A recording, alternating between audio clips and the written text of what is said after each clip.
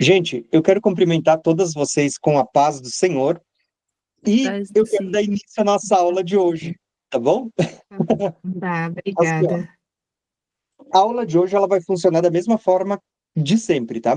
É uma continuidade, se alguém tiver dúvida, pode erguer a mão, fica bem à vontade. Terminando a linha de raciocínio ou a explicação, a gente abre para perguntas sem problema nenhum, tá bom?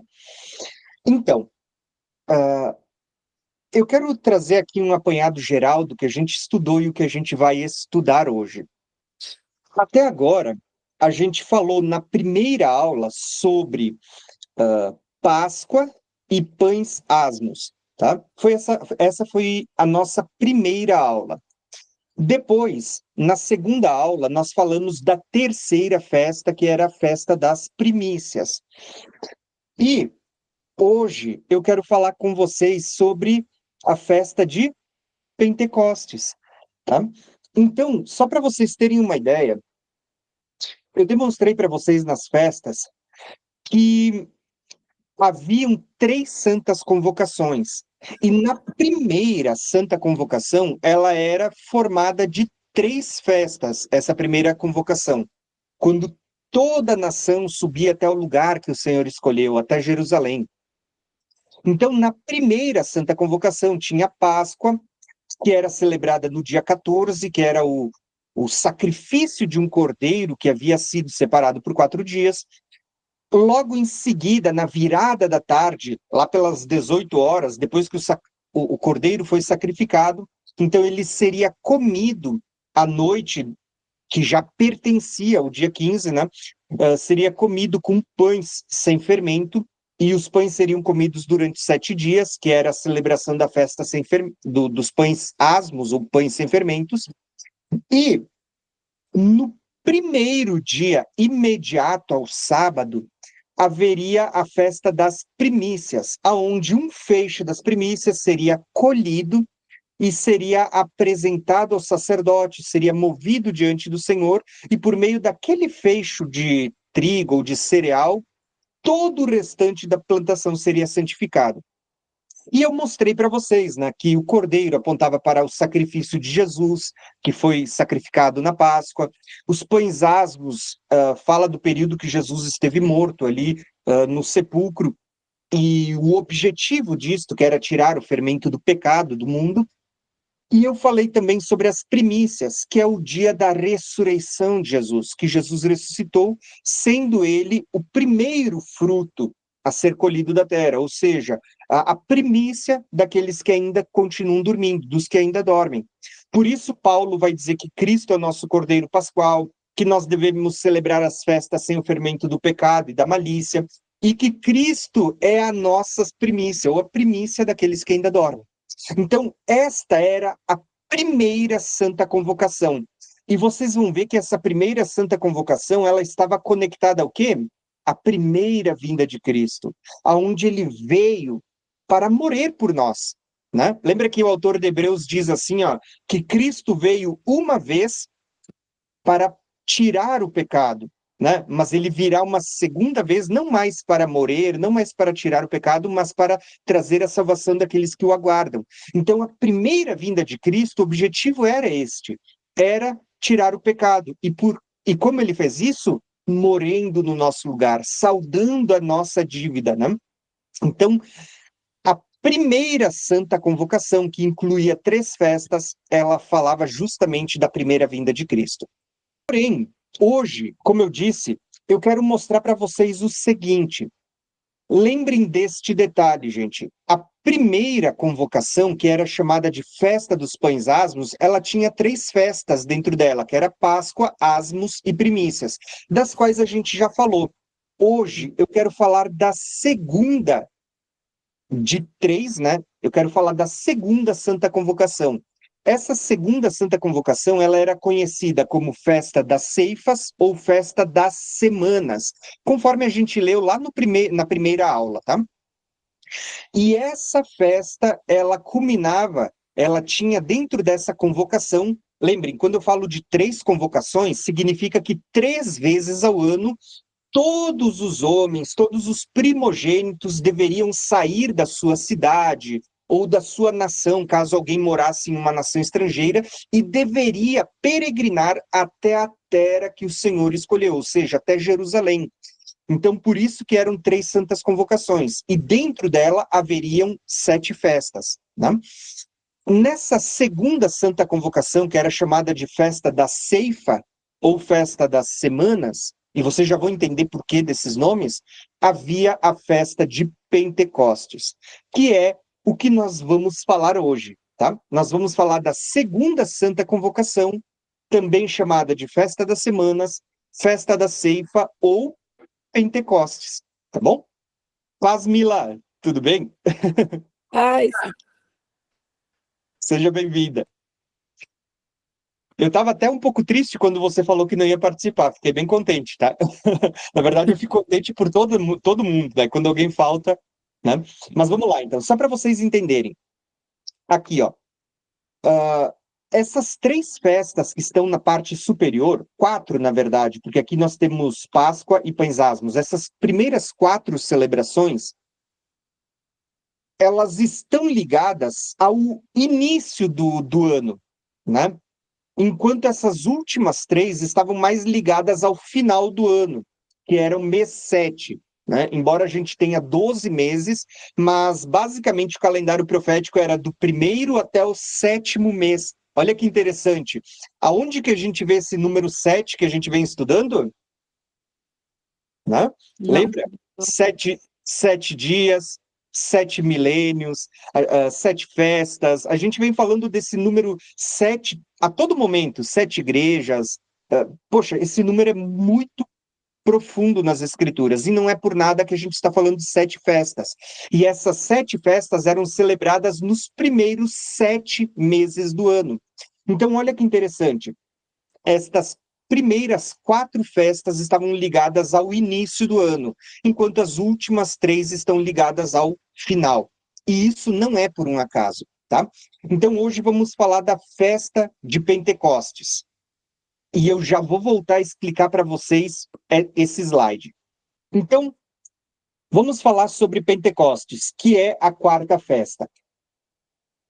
Eu vou fazer uma pergunta, embora eu creio que vocês já sabem a resposta, tá? Quando foi celebrado o primeiro Pentecostes? Foi na saída do Egito.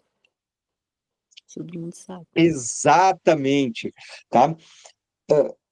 Quando a gente fala da primeira Páscoa, que a gente já estudou, vocês lembram que a primeira Páscoa falava da passagem, quando o anjo passou por cima, lá no Egito, na 10ª praga, e todo aquele que tinha a marca do sangue nos umbrais da porta foi poupado, né? Enquanto os egípcios sofreram o juízo de Deus. Então, a primeira Páscoa e o Pães Asmos fala da saída do Egito, porque naquela noite em que o Senhor passou pela terra do Egito, também foi a noite em que o povo saiu do Egito, né? A Páscoa foi celebrada no dia 14 do primeiro mês, e na viração para o dia 15, agora o povo vai comer os pães sem fermentos e vai sair do Egito. Isso era Páscoa, tá? Que é um memorial da libertação. Mas 50 dias depois, o povo chegou no Monte Sinai e Deus vai se manifestar com colunas de fogo no Monte Sinai. E nós temos o quê? Pentecostes, que é a celebração da entrega da Torá, quando Deus vai fazer uma aliança com o povo ao pé do Monte Sinai. Então, o primeiro Pentecostes, como a Lu falou, foi na saída do Egito, no Monte Sinai. Ou seja, percebeu que o Pentecostes estava conectado com essa Páscoa, enquanto Páscoa e Pentecostes, elas estão muito próximas. Gente, existe um mistério aqui, porque tabernáculo só vai ser celebrado 40 anos depois, quando o povo entra na Terra Prometida, e era um memorial de que durante 40 anos o povo habitou em tendas e Deus esteve entre eles. Alguém entendeu esse mistério? Gente, se vocês entenderem, legal. Se não entenderem, eu vou explicar agora e nas próximas aulas isso para vocês. Páscoa e Pentecostes foram celebradas juntas, né, próximas uma da outra, enquanto Tabernáculos só vai passar a ser celebrado 40 anos depois. E aqui existe um mistério do porquê disso, tá? Mas eu vou Eu quero falar para saber vocês. esse mistério. Esse Tem. ainda eu não Eu vou conheço, mostrar para não. vocês. Até o final da aula, talvez eu fale. Se eu não falar, vocês me lembram. E se não, nas próximas aulas a gente volta a falar sobre isso. Mas vamos lá. Então, vamos começar lendo o texto bíblico, porque eu lembro que das últimas vezes que eu falei sobre a primeira Páscoa acontecendo no Sinai, muitas pessoas disseram que nunca viram esse texto na Bíblia. Então, eu vou mostrar hoje para vocês esse texto nas Escrituras e como a gente chega a este cálculo, como a gente compreende isso. Quero começar lendo a Bíblia com vocês, então. O primeiro texto que vamos ler é Êxodo 19, e olha o que é dito nesse texto. Preste atenção na leitura, ó. No dia em que se completaram 3 meses que Israel havia saído do Egito, chegaram ao deserto do Sinai. Depois de saírem de Refidim, entraram no deserto do Sinai, e Israel acampou ali, diante do monte. Logo, Moisés subiu do monte para encontrar-se com Deus, e o Senhor chamou do monte, dizendo: Diga o seguinte aos descendentes de Jacó e declara aos israelitas: Vocês viram o que eu fiz no Egito e como transportei sobre asas de águia e como os trouxe para junto de mim. Gente, um parênteses aqui, tá? Vocês já leram essa expressão asas de águia em algum outro lugar da Bíblia? Eu já, peraí. Eu vou entregar para vocês. Existe um mistério sendo revelado aqui, que quando vocês leem Apocalipse, capítulo 12, se não me falha a memória, vocês vão ver. Eu sei agora. Pode É falar. a águia que leva a mulher para o deserto? Exato. Lá vocês vão ver uma mulher que está sendo chamada para sair para fora da Babilônia. Sai dela, povo meu, né? E essa mulher está recebendo 2 asas de águia e está sendo levada para o deserto, onde ela vai ser sustentada por Deus por 1260 dias. Percebeu que no livro do Apocalipse está acontecendo um último êxodo? Da mesma forma como Deus tirou Abraão do Egito, foi um êxodo. Deus tirou Moisés e todo o povo do Egito, foi um êxodo. Deus está tirando a igreja do mundo, isso é um êxodo. No Apocalipse está sendo narrado um êxodo, onde Deus vai trazer a mulher com 2 asas de águia, levando para o deserto. E lá Deus vai sustentar. Da mesma forma como Deus sustentou o povo, dando maná do céu, quando o povo saiu e andou por um lugar onde não se plantava e não se colhia, lá no Apocalipse, durante o período da grande tribulação, muitos vão ser levados para lugares desertos, onde vão viver pela fé, por aquilo que Deus vai prover. Tá? Mas isso é um mistério para quando a gente for estudar o livro do Apocalipse. Mas eu quis conectar com vocês, porque quando Deus deixa essas expressões, eu transportei vocês com asas de águia, Deus não deixou por um acaso, ele estava fazendo conexões para a gente entender os mistérios do futuro, tá? Porque isso é uma sombra que está apontando para uma realidade do tempo do fim que vai voltar a acontecer, tá? Mas vamos lá, ó. Olha só que interessante. Então Deus está dizendo assim, ó, vocês viram o que eu fiz no Egito, como transportei sobre asas de águia e os trouxe para junto de mim.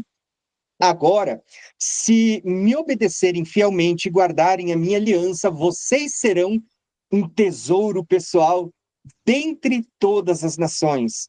Embora toda a terra seja minha, vocês serão para mim um reino sacerdotal, uma nação santa. Gente, vou fazer uma pausa aqui de novo e vou perguntar: vocês já leram isso na nova aliança sendo falado para a igreja? Essas mesmas palavras que foram faladas no Monte Sinai, sendo falada para o povo do Monte Sião? Em Paulo? Eu não Quase. esqueci, Mas mas nas começa com cartas P de Paulo. também. Hã? Entendi. Não, eu disse foi quase, né? Mas começa com P também. Foi Pedro. Pedro, ele vai escrever na carta dizendo assim, ó, vocês não sabem que vocês são a nação santa, o povo eleito de propriedade exclusiva do Senhor? As mesmas palavras que Deus falou na primeira aliança, elas vão ser reforçadas de novo na nova aliança. Deus estava chamando um povo aqui para ser um reino sacerdotal. O que que é? Reis e sacerdotes, uma nação santa. Na nova aliança, você vai ver que nós somos chamados para ser reis e sacerdotes e uma nação santa, tá? É a mesma coisa que está lá na carta de Pedro. Mas isso a gente pode voltar a falar em outro momento. Vamos lá, ó. Vou continuar a leitura. Essas são as palavras que você dirá aos israelitas. Então Moisés voltou, convocou a autoridade do povo e lhes expôs tudo que o Senhor havia mandado falar. O povo todo respondeu unânimes: faremos tudo que o Senhor ordenou. Moisés levou ao Senhor a resposta do povo e disse o Senhor a Moisés: virei a vocês numa densa nuvem, a fim de que o povo, ouvindo-me falar, passe a confiar sempre em mim. Então Moisés relatou ao Senhor o que o povo tinha dito. Gente, eu vou fazer uma pausa aqui, eu vou contar para vocês. Vocês sabem que essa semana eu estou viajando para Roma, Egito e Israel. E a minha maior expectativa, uma delas, é subir o Monte Sinai. E eu vou dizer para vocês o seguinte: pô, são 7 quilômetros de subida. Da última vez eu estava com a perna machucada, eu tive que alugar um camelo, né? Um Uber no deserto, para subir o Monte Sinai. E aí eu fico pensando, porque Moisés está aqui com 80 anos, e ele sobe o monte, fala com Deus, desce, traz a resposta para o povo, depois sobe o monte para falar o que o povo falou para Deus, e depois ele vai descer de novo para selar a aliança. Gente, esse sobe e desce, eu fico só imaginando como que tudo isso se deu, tá? Mas olha só, e é dito aqui, ó. Então, o Senhor disse a Moisés: vá ao povo, consagre-o hoje e amanhã, porque eles deverão lavar as suas vestes e estar prontos ao terceiro dia. Gente, quantos dias tem aqui nessa consagração? Vocês já pararam para prestar atenção? Gravem esse detalhe, porque eu já vou falar de novo para vocês. Nada do que está aqui é por um acaso. Olha a expressão aqui, ó.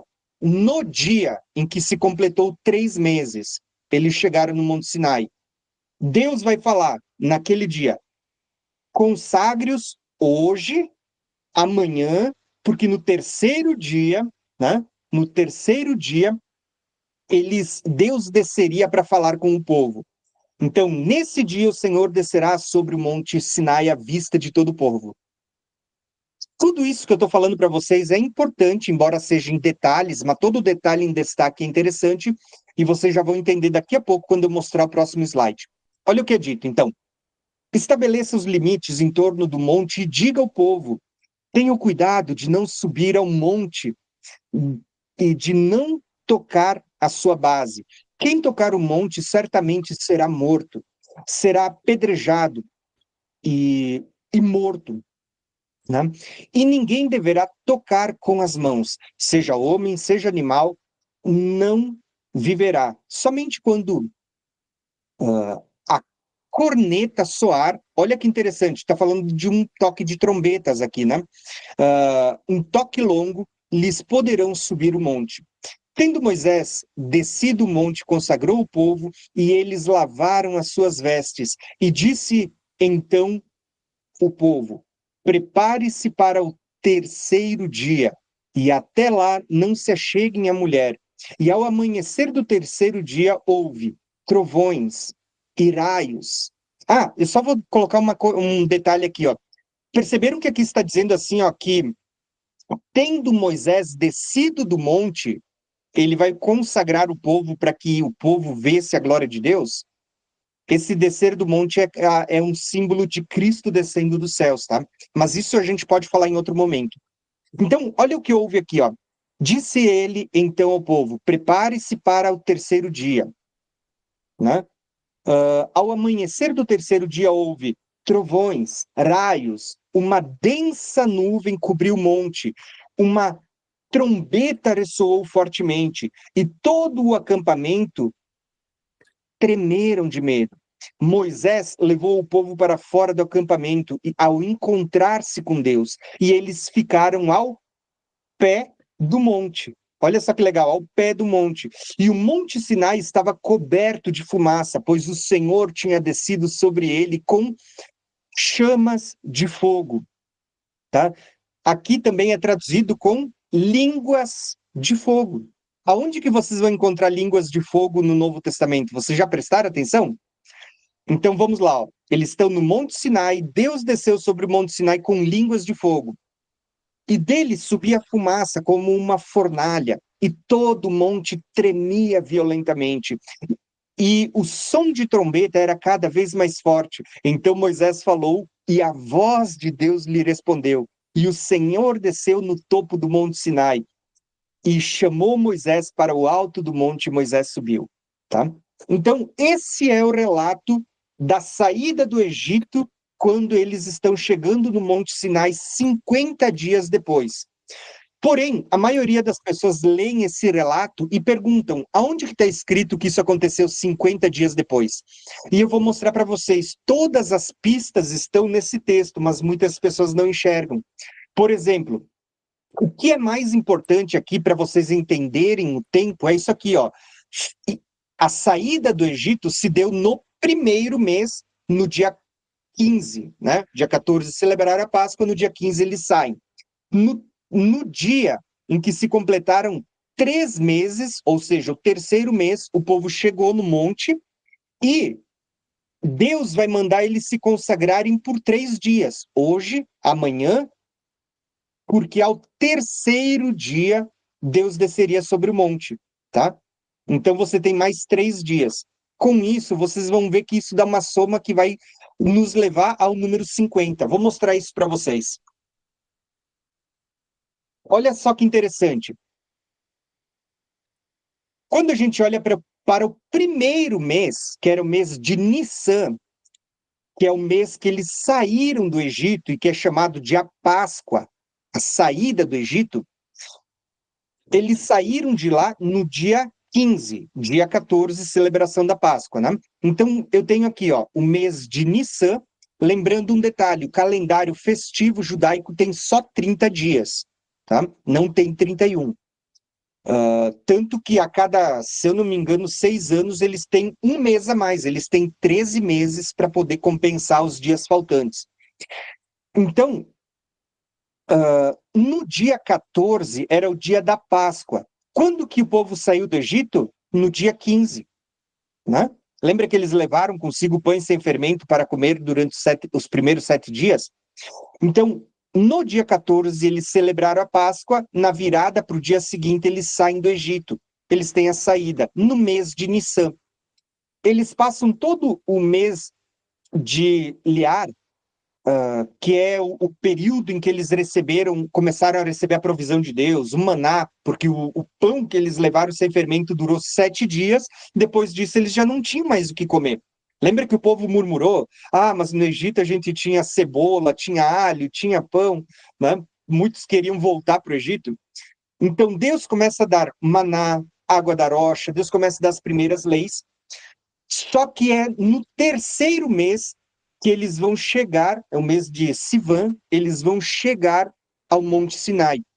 Como a gente leu no texto, no primeiro dia do terceiro mês. Então, se você contar aqui, ó, deixei em vermelho para ficar mais fácil. No primeiro mês, se você contar do dia 15 até o 30, você tem 16 dias. Primeiro mês, Nissan. No segundo mês, eles passaram um tempo todo, depois que atravessaram o Mar Vermelho e tudo mais, caminhando até chegar ao Monte Sinai, a cordilheira do Monte Sinai. Foram os 30 dias. Quando que eles chegaram ao Monte Sinai? Aqui, ó, no primeiro dia do terceiro mês. É só você contar 16 mais 30 mais um dia, você tem 47 dias. Tá? E aí, Moisés sobe o Monte Sinai.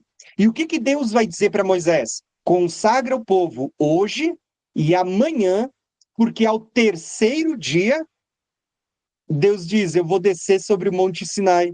E houve ali colunas de fogo, densas trevas, o monte fumegava, né? Havia relâmpagos, raios, e todo o povo sai para se encontrar com Deus no pé do Monte Sinai, enquanto Deus está ali no topo do Monte Sinai. Ou seja, 16 dias aqui, do dia 15 até o 30.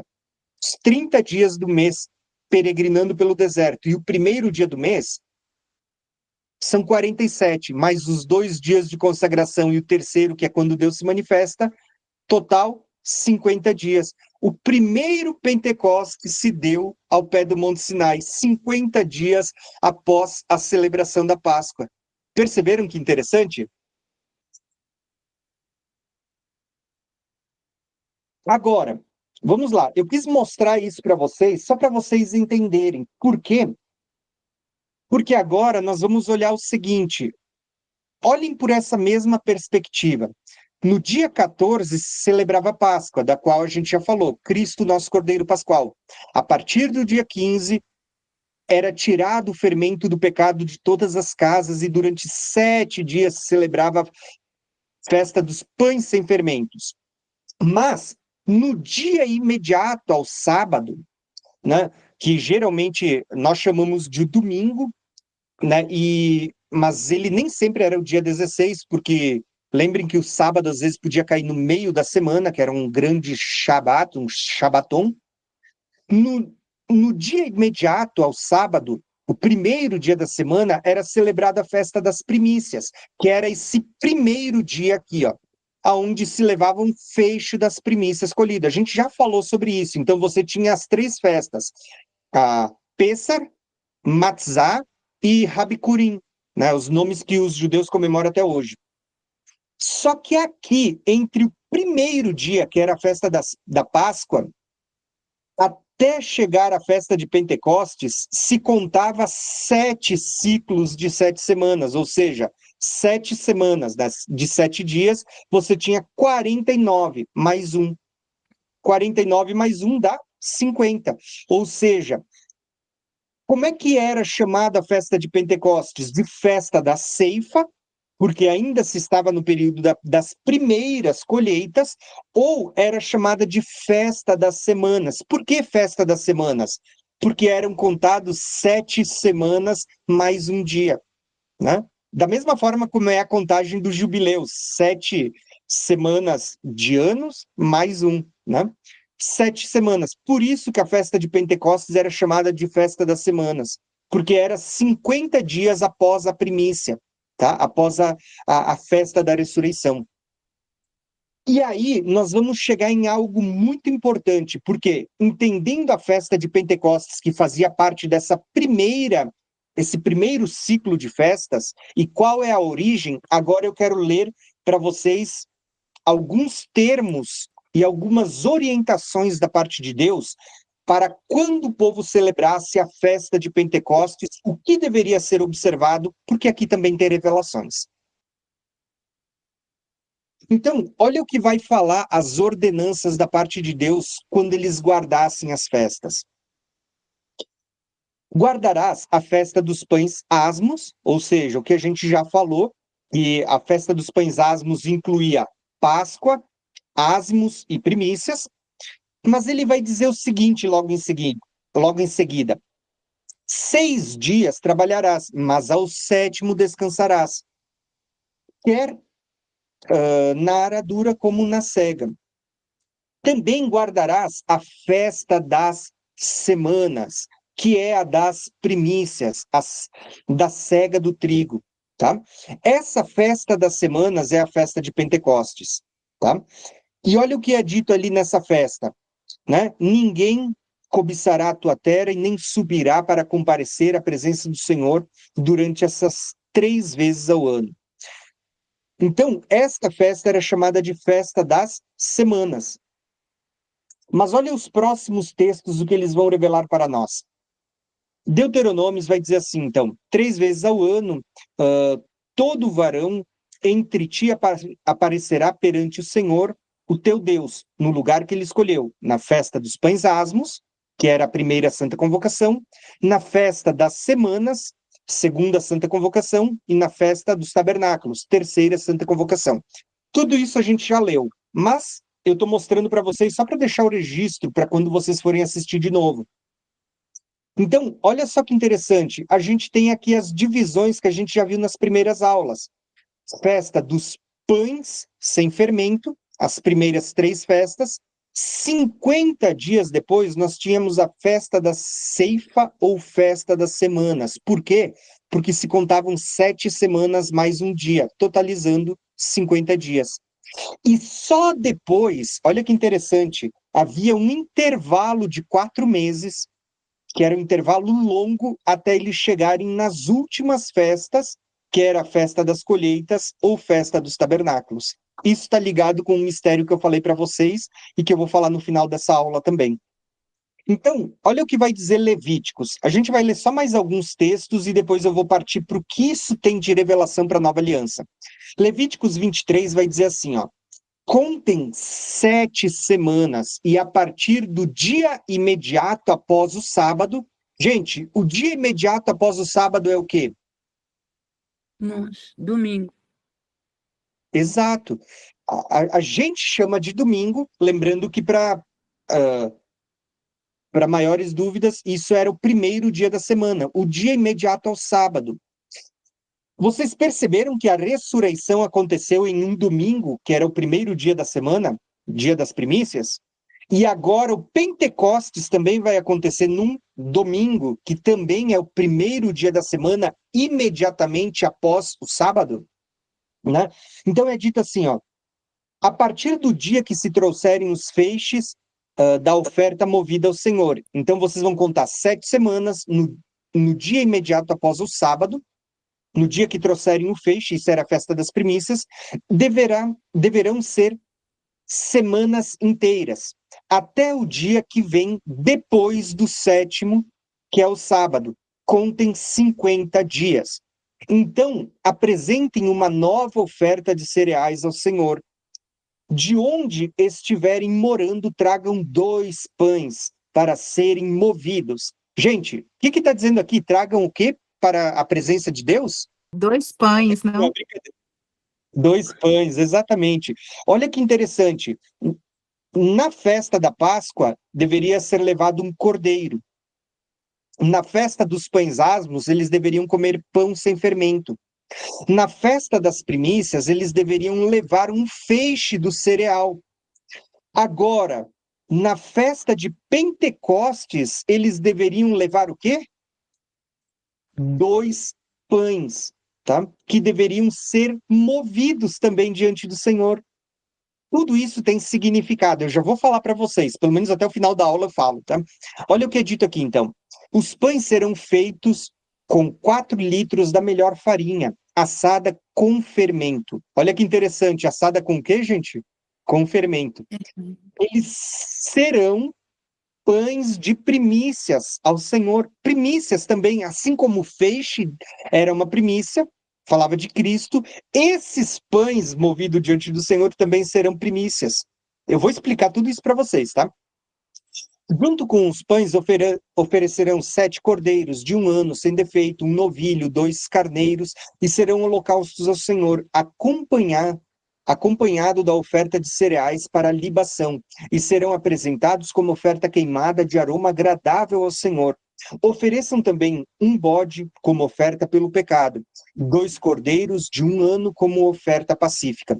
O sacerdote moverá com o pão das primícias, por oferta movida diante do Senhor, com os 2 cordeiros. Santos serão ao Senhor para uso do sacerdote.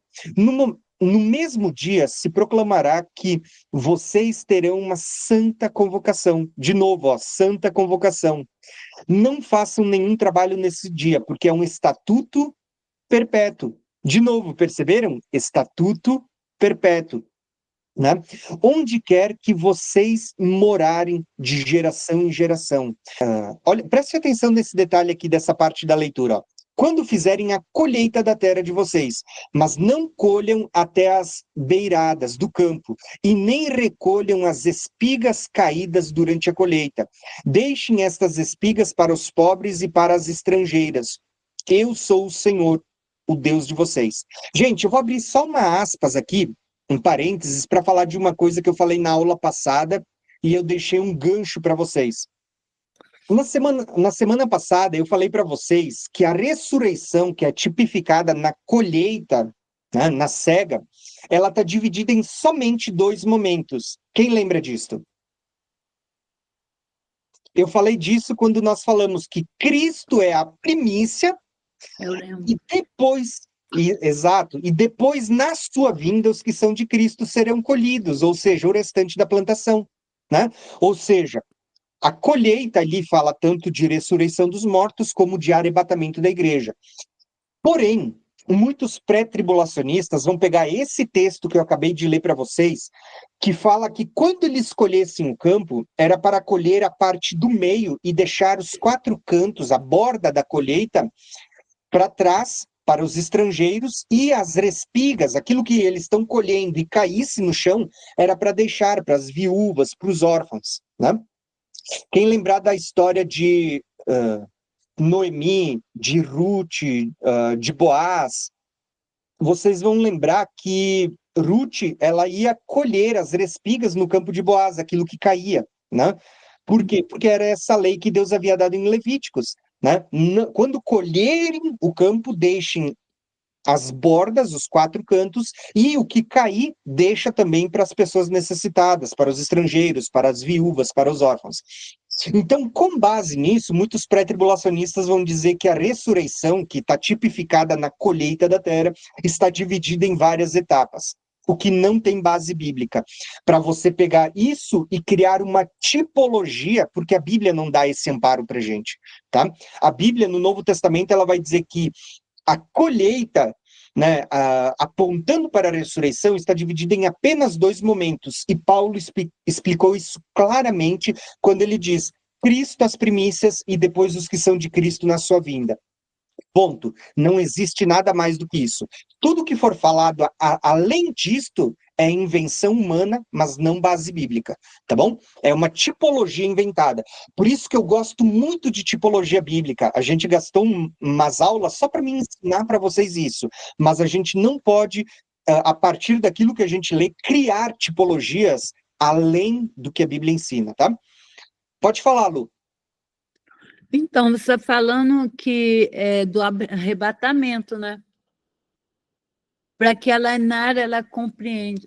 Sim, eu abri só um parênteses para falar desse assunto do arrebatamento, embora nem é o tema da aula de hoje, mas eu quis mostrar esse texto porque é um texto que as pessoas usam para defender um arrebatamento secreto, porque a Bíblia diz que as pessoas só serão arrebatadas depois da ressurreição. E lembra que ressurreição está ligado às primícias, né? Está ligado à colheita da terra. Assim como Cristo é o primeiro a ser colhido, primícias, as pessoas dizem que os pré-tribulacionistas usam esse texto que eu li para vocês, falando sobre colher uma parte, deixar os cantos e aquilo que cai, para dizer que a ressurreição está dividida em vários momentos, em várias partes. Mas a Bíblia não dá esse amparo. Tá? Então, eu quis abrir esse parênteses, porque é possível que no decorrer da vida de vocês vão escutar alguém pregando isso e vocês já vão entender que isso não é bíblico, tá? Isso é muitas vezes uma teoria da parte de outras pessoas. Pode falar, Mila. Eu acho que o próximo tema poderia ser esse, porque Arrebatamento são e muitas ressurreição. questões, sim, né Sim, não? olha, pode ser. Eu Olha, gostaria muito de compartilhar com vocês. Tá? Pode ser. Vamos falar sobre isso, então. Então, gente, olha só. Tendo entendido isso, aqui eu destaquei algumas coisas que eu queria que vocês prestassem atenção. Desde a primícia, que era a festa no dia imediato ao sábado, depois da Páscoa e Asmos, primícias, se contava então 7 semanas após o dia imediato ao sábado, que era o primeiro dia da semana, o domingo, né, como hoje a gente conhece. Então haveria 50 dias, por isso era chamado de festa das semanas, porque eram contadas 7 semanas mais um dia, que dava 50 dias. E nesses 50 dias era comemorado e era apresentado diante do Senhor, junto com as demais ofertas, 2 pães que eram movidos diante do Senhor, e esses pães seriam como primícias para Deus. Tá? Isso também era estatuto perpétuo, isso também era chamado de santas convocações diante do Senhor. tá? E estava ligado aos frutos da colheita da terra. Perceba que todas as festas têm um quê ligado às colheitas, tá? E eu já vou explicar o porquê disso, porque isso é importante também. Mas eu só queria que vocês gravassem esses detalhes. Por fim, eu acho que deve ser um dos últimos textos do Velho Testamento. Olha só o que é dito aqui, ó. Contem, então, lembrem, eu li Levíticos, que foi a entrega da lei, agora eu estou lendo Deuteronômios, e é 40 anos depois, quando o povo está quase chegando no final dos 40 anos para entrar na Terra Prometida, e Moisés vai repetir a lei. Então, Deuteronômios é o livro da recapitulação da lei, tá? Enquanto Levíticos é como se fosse a entrega da lei, o Deuteronômios é 40 anos depois, quando eles estão recapitulando a lei. Olha o que é dito em Deuteronômios: contem 7 semanas, e quando começarem a fazer a colheita, então iniciem a contagem das 7 semanas. Celebrem a festa das semanas ao Senhor, o seu Deus, com ofertas voluntárias, trazidas por vocês, segundo o Senhor, o seu Deus, o tiver abençoado. Alegrem-se, preste atenção, era uma festa de alegria. Alegrem-se diante do Senhor, o seu Deus, vocês, os seus filhos, as suas filhas, os seus escravos, as suas escravas, os levitas, os que morarem na cidade de vocês, os estrangeiros, os órfãos, as viúvas, em que estão no meio de vocês, no lugar que o Senhor, seu Deus, escolheu para ali fazer habitar o seu nome. Veja que era um lugar específico, não podia ser em qualquer lugar, né? E a gente já falou nas últimas aulas que o lugar que o Senhor escolheu, estava falando de Jerusalém, né? Lembrem-se de que vocês foram escravos no Egito, e guardem e cumpram estes estatutos. De novo, está ligando, conectando com a saída do Egito. Bom, tendo falado tudo isso, um resumão do que a gente leu até agora foi isto, ó, que esta festa, ela era chamada de festa de Pentecostes, por quê? Por causa do penta, né? Lembra que o Brasil é pentacampeão?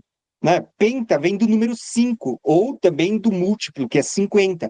Então, essa festa, depois de 50 dias, era chamada de festa de Pentecostes, ou ela é comemorada pelos judeus até hoje e conhecida como a festa de Shavuot, ou festa das semanas, que era celebrada 50 dias após as primícias, né? Começando a contar a partir das primícias. A designação, então, ela era chamada de festas fixas, santas convocações, estatutos perpétuos, onde deveria celebrar? No lugar que o Senhor escolheu para ali fazer habitar o seu nome, ou seja, todo mundo deveria subir a Jerusalém para celebrar essa festa e entregar os 2 pães na mão do sacerdote que moveria diante do Senhor. Quais eram as ofertas? Várias. Ofertas queimadas, holocaustos, ofertas de cereais, sacrifícios de libação, ofertas contínuas. Não se deveria trabalhar nesse dia, mas o acréscimo que tinha nessa festa, que não tinha nas outras, eles deveriam trazer 2 pães feitos com fermento, com farinha, com azeite, esse detalhe é importante, com fermento, e também eram movidos e chamados de pães da primícia, tá? Então, e essa festa estava ligada também com as colheitas, né? Com as primeiras colheitas que eram feitas, tá? Lembrem, primeiras colheitas. Por quê? Porque quando a gente chegar lá em trombetas, expiação e tabernáculos, está ligada com as últimas colheitas. Estas eram as primeiras, as que a gente ainda vai falar são as últimas colheitas. Então, gente, agora eu quero começar a falar um pouquinho para vocês sobre o cumprimento disso na nova aliança, tá? Embora eu acredito que vocês já tenham desvendado, já tenham entendido tudo isso que eu falei para vocês, mas ainda assim vai ser bom a gente ler isso com base bíblica. Mas eu quero perguntar para vocês, se na primeira aliança você vê que é 50 dias após a saída do Egito, após a Páscoa, após os pães asmos, eles chegam no pé do Monte Sinai, Deus entrega a lei, e ali se comemora a festa, o primeiro Pentecostes. Gente, isso era sombra, né? Qual é a realidade? Quem pode me dizer alguma coisa daquilo que você compreende como sendo a realidade do que a gente leu até agora? Posso? Ai. Na realidade, para mim, é do Pentecostes e quando teve a reunião dos povos, né? Dos povos, dos apóstolos, e que eles receberam o Espírito Santo.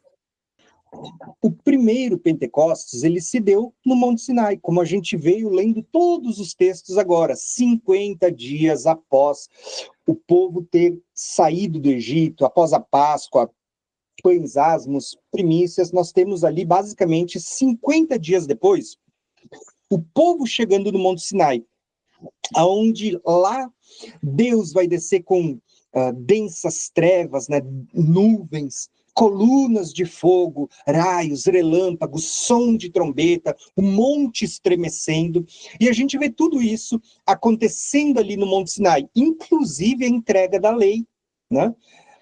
Só que por causa da dureza do coração do povo, e a gente vai ver isso mais adiante, né, o povo temeu, o povo teve medo quando Deus falou. O povo teve tanto medo ao ponto que, eu não lembro se eu separei esse texto, mas se não, depois eu falo para vocês, mas eu sei que a gente vai ler isso em Hebreus também.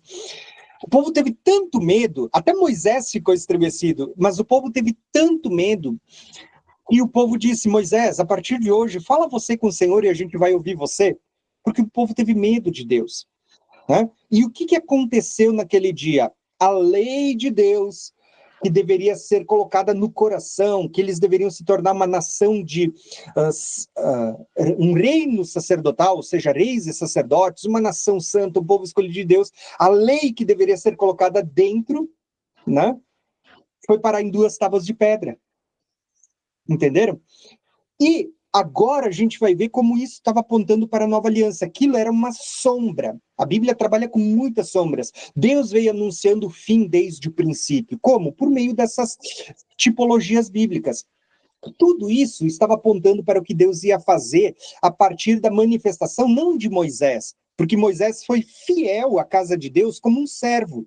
Mas a Bíblia vai dizer que Cristo foi fiel como filho, né? Quando Cristo se manifestasse, porque Moisés era a sombra, Cristo é a realidade.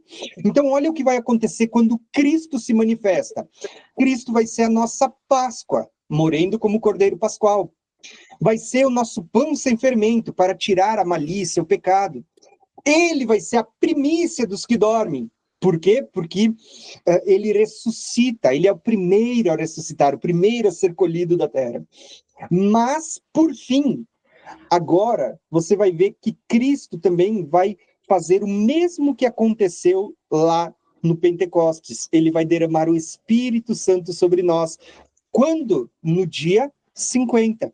Percebam que a festa de Pentecostes ela é tão especial porque ela está apontando para a finalização da primeira parte da obra de Cristo, né? Da primeira, porque ela ainda não acabou, ainda tem uma segunda parte que a gente vai falar nas próximas aulas, mas da primeira parte, que é quando nós vamos ser selados com o selo do Espírito Santo.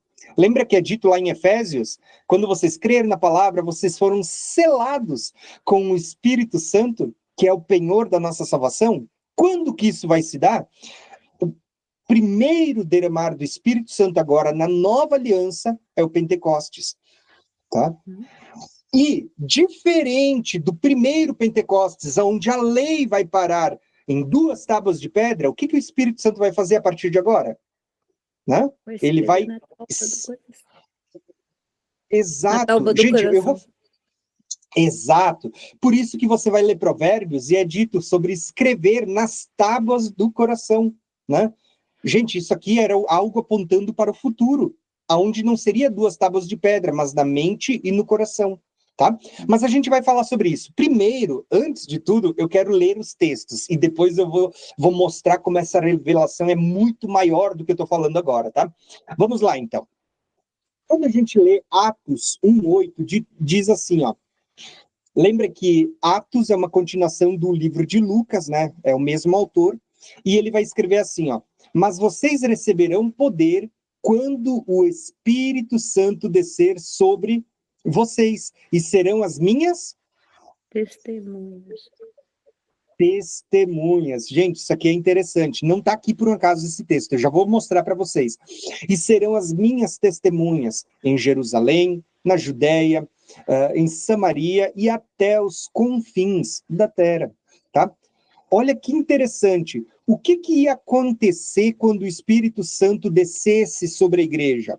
Aqui era a promessa feita pelo Pai, né? Vocês vão se tornar testemunhas, vocês vão receber poder.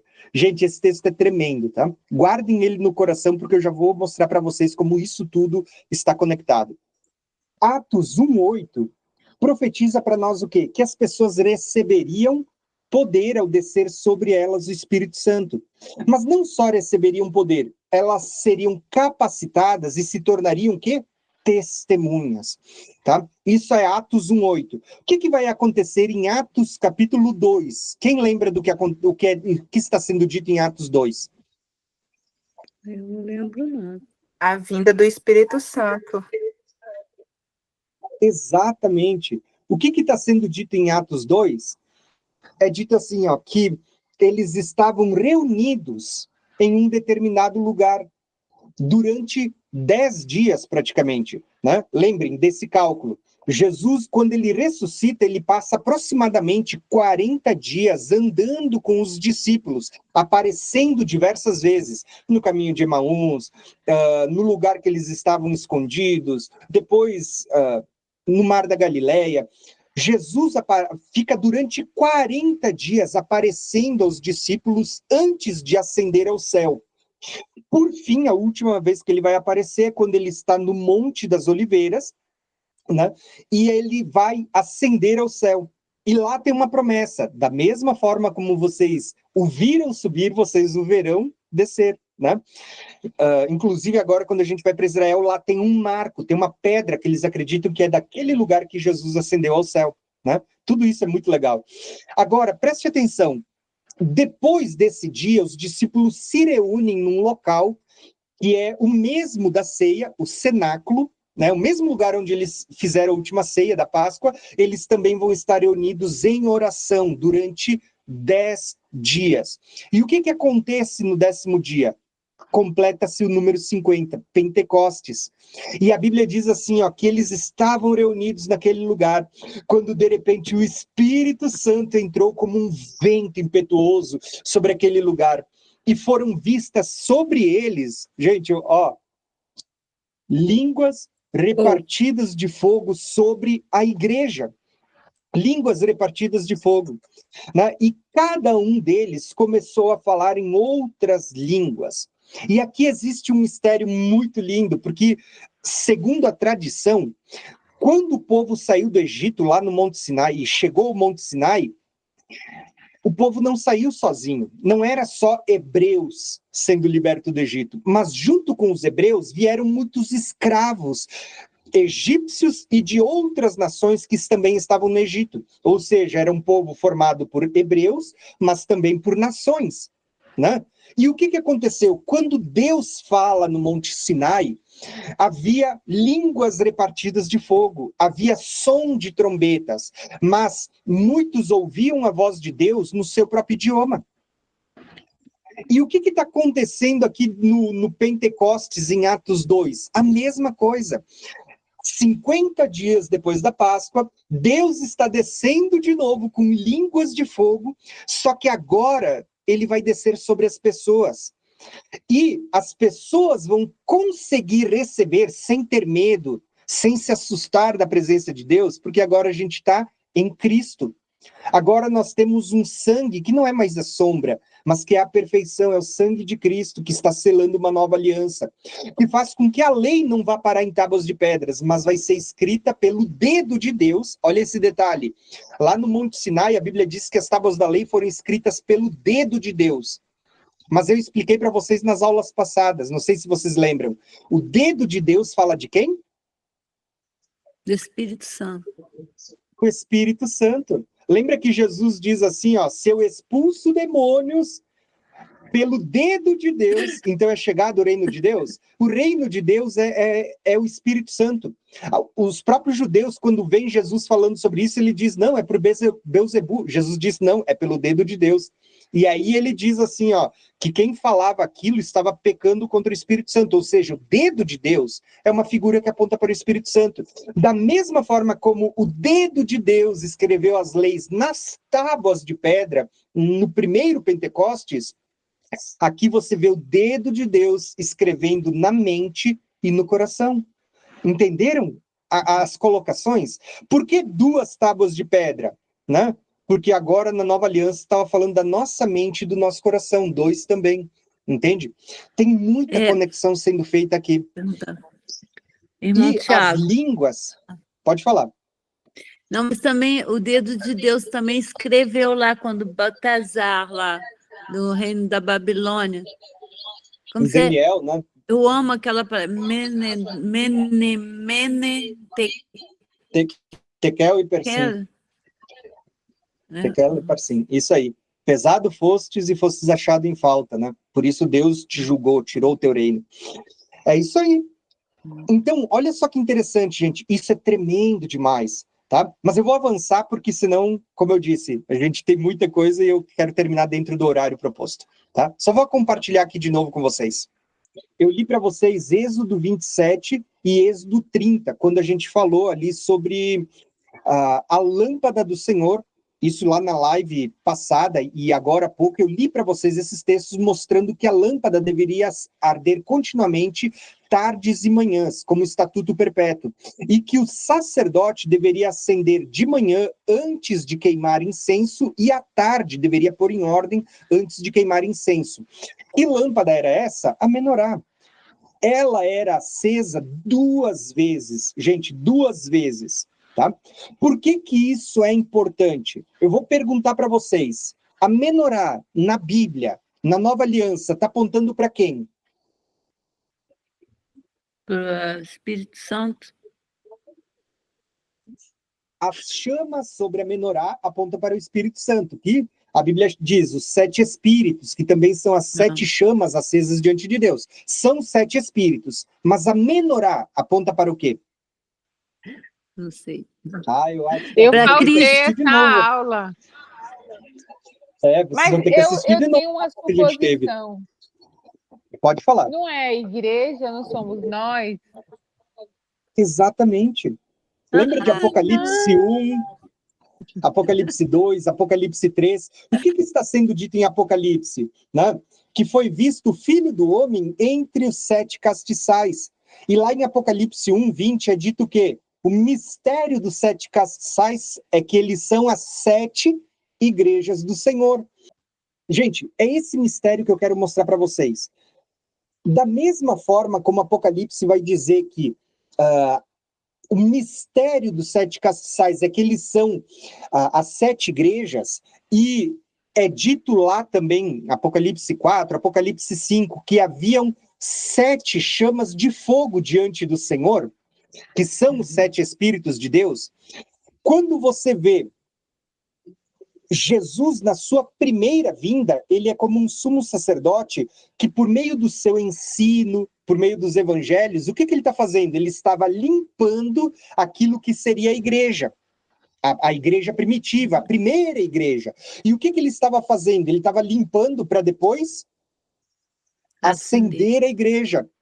Quando o Espírito Santo é derramado como línguas de fogo, labaredas de fogo no Pentecostes, o que estava acontecendo com a igreja ali? Estava sendo limpo. A igreja estava sendo acesa. Exatamente. Você entendeu? Mas aí que está uma coisa muito interessante. Por quê? Porque você lembra que em Apocalipse, Jesus já tinha subido ao céu, a igreja já tinha sido acesa pela primeira vez, mas em Apocalipse, Jesus aparece para João, agora muitos anos depois, João já estava velhinho, e ele vai mandar escrever de novo, repreensão para 7 igrejas, pelo menos para 5 delas, dizendo, arrepende-te, né? Você que é morno, você que está vivendo de aparência, né? Parece vivo, mas está morto, você que abandonou o primeiro amor e tudo mais, né? Ele diz, arrepende-te e volta à prática das primeiras obras.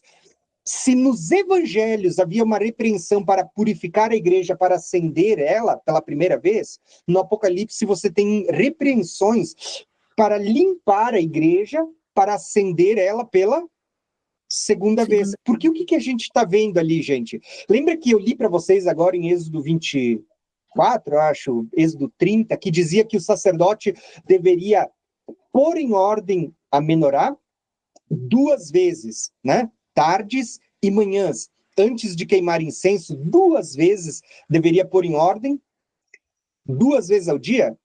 A primeira vez que o sacerdote fazia isso, estava apontando para a primeira vinda de Cristo. A segunda vez está apontando para a segunda vinda de Cristo. Antes da segunda vinda de Cristo, você vai ver que a igreja vai ser acesa novamente, da mesma forma como ela foi lá no Pentecostes. Tudo aquilo que a gente vê sendo narrado no Pentecostes, as línguas, o derramar de Deus, pessoas sendo curadas, o mover de Deus acontecendo lá, a gente vai voltar a ver tudo aquilo que está escrito em Atos de novo no tempo do fim, só que numa porção dobrada, sabe? Isso é outro mistério, porção dobrada. No tempo do fim vai ter uma porção dobrada de tudo isso que aconteceu no princípio. Por quê? Porque da mesma forma como a menorá era acesa 2 vezes, a igreja foi acesa lá no princípio. Depois do princípio, no decorrer desses 2000 anos, o que acontecia? O azeite, ele ia diminuindo, ia se queimando, ia se apagando. A chama que estava lá acesa, ela começava a diminuir. Por isso que ela tinha que ser acesa 2 vezes. Era posta em ordem e acesa novamente. Isso está apontando para a segunda vinda de Cristo. A igreja foi acesa uma vez no Pentecostes, a primeira. Ela vai ser acesa uma outra vez no tempo do fim. Por isso aqui está um mistério. Da mesma forma como a Bíblia anuncia uma grande apostasia antes da vinda de Cristo, ela também anuncia um grande avivamento antes da vinda de Cristo. Enquanto uma parte da igreja vai estar apostatando, outra vai estar vivendo o maior avivamento da história. E isso estava profetizado aqui, ó. Tá? Mas assim, ó, vamos voltar para a aula, que tem muita coisa interessante e eu quero voltar a focar no Pentecostes. Eu quis Irmão falar Tiago, sobre isso. Pode falar. antes que você... Então, a gente tem que ser, não as 10 virgens, a gente tem que ser a igreja que é testemunho, não é? Aquele que está acordado. Porque eu Exato. pergunto a todo mundo se eles acreditam no arrebatamento antes e depois, eles pensam que eu sou maluca. Eu vi a conversa antes. Olha só, gente. Aqui, ó. Por isso que vocês vão entender que quando você olha para o livro do Apocalipse, no livro do Apocalipse, vai voltar a aparecer o que ali, gente? Vai voltar a aparecer uma menorá, os 7 castiçais. Por isso que no Apocalipse você vai ver Deus chamando boa parte das igrejas ao arrependimento. Por quê? Porque ele está limpando para poder acender de novo, né? E por isso que no Apocalipse vai ter também 2 testemunhas, né? Que fala, são tipificadas, é uma tipologia, em Esmirna e Filadélfia, que são tipificadas em Moisés e Elias também, que isso tudo a gente pode falar um dia também sobre isso, né? Isso aqui vai acontecer antes da vinda de Cristo, antes do arrebatamento, e está ligado ao despertar das 10 virgens. Para quem lembra da aula sobre a menorá, vai lembrar do que eu expliquei sobre as 10 virgens e as 2 testemunhas. Mas é isso que está acontecendo. Assim como a igreja foi acesa em Pentecostes, ela vai ser acesa de novo, né? Não é um Pentecostes, mas é um acender de novo do Espírito Santo no tempo do fim. Pode falar, Mila. Você não acha que a gente já está vivendo esse tempo com tantas coisas que têm acontecido com a igreja? Eu vou dar a minha opinião sincera nesse momento, tá? Eu acredito que o derramar do Espírito Santo, da forma como está profetizada para o tempo do fim e a porção dobrada ali, eu acho que ainda não começou. Mas eu creio que a gente está vivendo o tempo do fim, o tempo próximo ao fim, sim. Tá? Eu creio que a vinda de Cristo pode se dar até na minha geração. Isso é o que eu ensino lá no canal Graça e Conhecimento. Tá? Mas por que eu não creio que esse último avivamento ainda começou? A gente pode ter, quem sabe, um indício, um resquício, uma preparação, mas ainda não começou o derramar. Porque esse grande avivamento, ele praticamente ele vai, numa linha do tempo, quase que como se fosse aqui assim, ó, nessa região. Pouco antes, porque esse grande derramar do Espírito Santo vai ser esses primeiros 3 anos e meio, onde você vai ter 2 testemunhas cheias do poder de Deus pregando. É possível, ao meu ver, que Deus esteja despertando as 2 testemunhas, para que essas Acredito 2 também, eu testemunhas acredito. venham a despertar o restante da igreja nessa primeira metade da semana. E a segunda metade da semana está ligada à tribulação daí, né? Então, assim, ó, eu creio que o que a gente está vivendo não é nem o resquício do que realmente está reservado para o tempo do fim, do avivamento, do mover de Deus, da providência.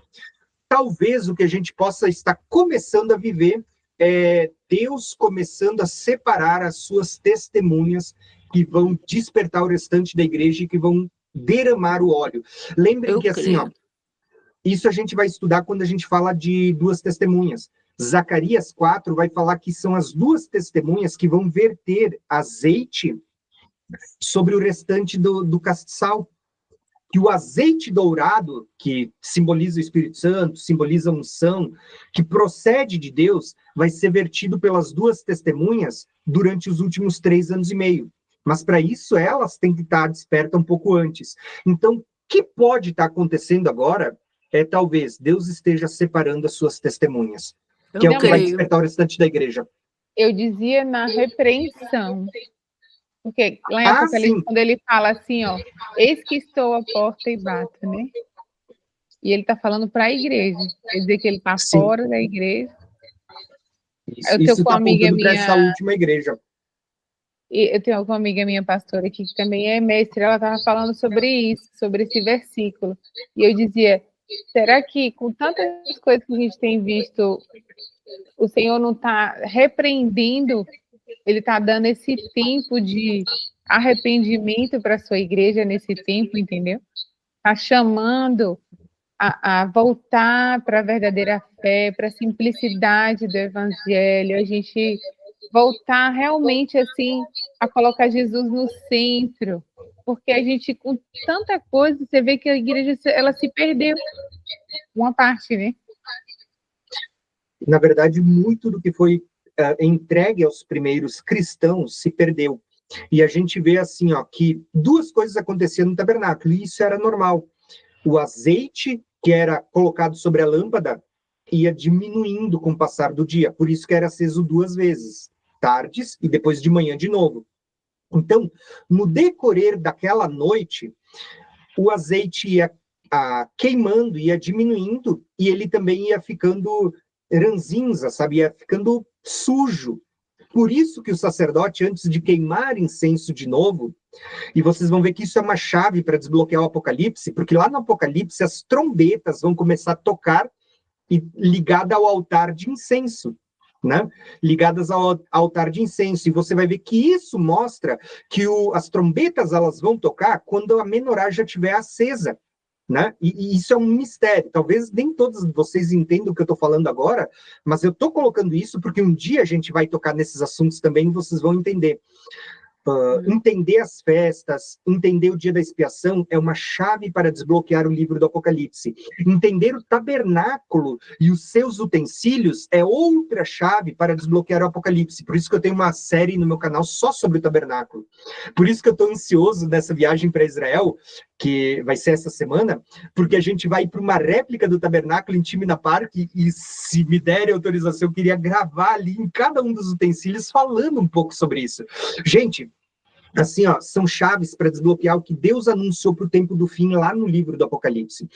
E você vai ver que assim como o sacerdote ele acendia 2 vezes e ele tinha que limpar tudo de novo para poder derramar azeite de novo e poder acender de novo, é o que está acontecendo. Jesus, na primeira vinda, ele limpou a gente, limpou as pessoas que estavam ali para poder derramar o Espírito Santo, o azeite, para acender a igreja do princípio. Mas com o passar dos anos, isso foi diminuindo, e a gente vê pelos milagres que diminuíram, a gente vê pela unção que foi diminuindo. Não quer dizer que não tenha mais, tem, e eu creio nisso. Eu não sou cessacionista, pelo contrário, sou continuista. Eu creio que os dons continuam, que as línguas continuam, que o poder de Deus, que os milagres e tudo continuam. Mas uma coisa a gente tem que admitir, diminuiu bastante, tá? Mas o que a gente está vivendo hoje é muito, ao meu crer, é o que a Mila falou agora. Deus está levantando a nossa geração para corrigir, para trazer e restaurar as bases do que a igreja primitiva cria. Inclusive, a igreja primitiva cria que eles passariam pela grande tribulação. Entenderam? A igreja primitiva nunca creu num arrebatamento secreto. O que nós vemos hoje? Deus está restaurando as bases do que a igreja primitiva cria. Deus está chamando a igreja ao arrependimento. Para quê? Para que ele possa de novo derramar a unção, o óleo, para que ele possa de novo acender a sua igreja, né? Assim como acendia tardes, vai acender de novo próxima manhã, né? E aí você vê o que eu chamo de um avivamento no tempo do fim acontecendo, tá? Mas vamos voltar para o Pentecostes, que aconteceu lá no princípio, para a gente avançar e finalizar, porque eu ainda tenho algumas coisinhas que eu quero falar nesses últimos 30 minutinhos, tá bom? Então vamos lá. Hebreus 12 vai dizer o seguinte: lembrem que o autor de Hebreus, ele está falando sempre sobre figuras, né, sobre sombras e realidades. Todo o livro de Hebreus é baseado em sombras e realidades. Então ele vai dizer que o sacerdote apontava para Cristo, que o templo apontava para o templo de Deus, né, que os sacrifícios eram figuras que apontavam para Cristo. Mas ele também vai falar do Monte Sinai, que era uma sombra. Olha que interessante o que o autor de Hebreus está falando. Porque nós não chegamos ao monte palpável, aceso em fogo, à escuridão, às trevas, à tempestade, ao sonido de trombeta, à voz das palavras, a qual os que ouviam pediram que se lhe não falasse mais, né? Porque não podiam suportar o que lhes mandava. Se até um animal tocasse o monte, seria apedrejado, ou passado com um dardo, com uma flecha, né? Era tão terrível a visão que até Moisés disse: estou assombrado e tremendo. Agora, olha que interessante, percebeu que do verso 18 até o 21 está sendo demonstrado a primeira aliança lá no Monte Sinai, que o povo temeu. O povo se assustou com o que Deus estava fazendo quando Deus estava entregando a lei. Agora, olha que interessante. O autor de Hebreus vai dizer que isso aí era uma sombra. Agora ele vai falar da realidade da nova aliança. Ele vai dizer, mas nós, ele diz, nos achegamos ao monte Sião, a cidade do Deus vivo, a Jerusalém celestial, e aos muitos milhares de anjos, miríades e miríades, a universal assembleia, a igreja dos primogênitos, e aos inscritos nos céus, e a Deus, o juiz de todos, ao Espírito dos justos aperfeiçoados, e a Jesus, o mediador de uma nova aliança com o seu sangue da aspersão, que fala melhor do que o sangue de Abel.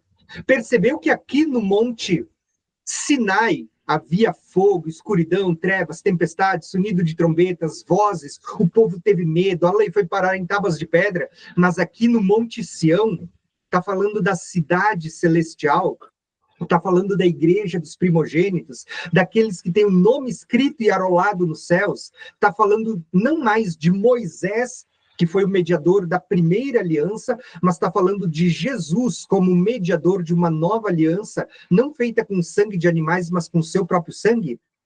Gente, o autor de Hebreus, para mim, a carta de Hebreus, ela é fantástica demais, né? Daria para fazer um estudo só sobre Hebreus.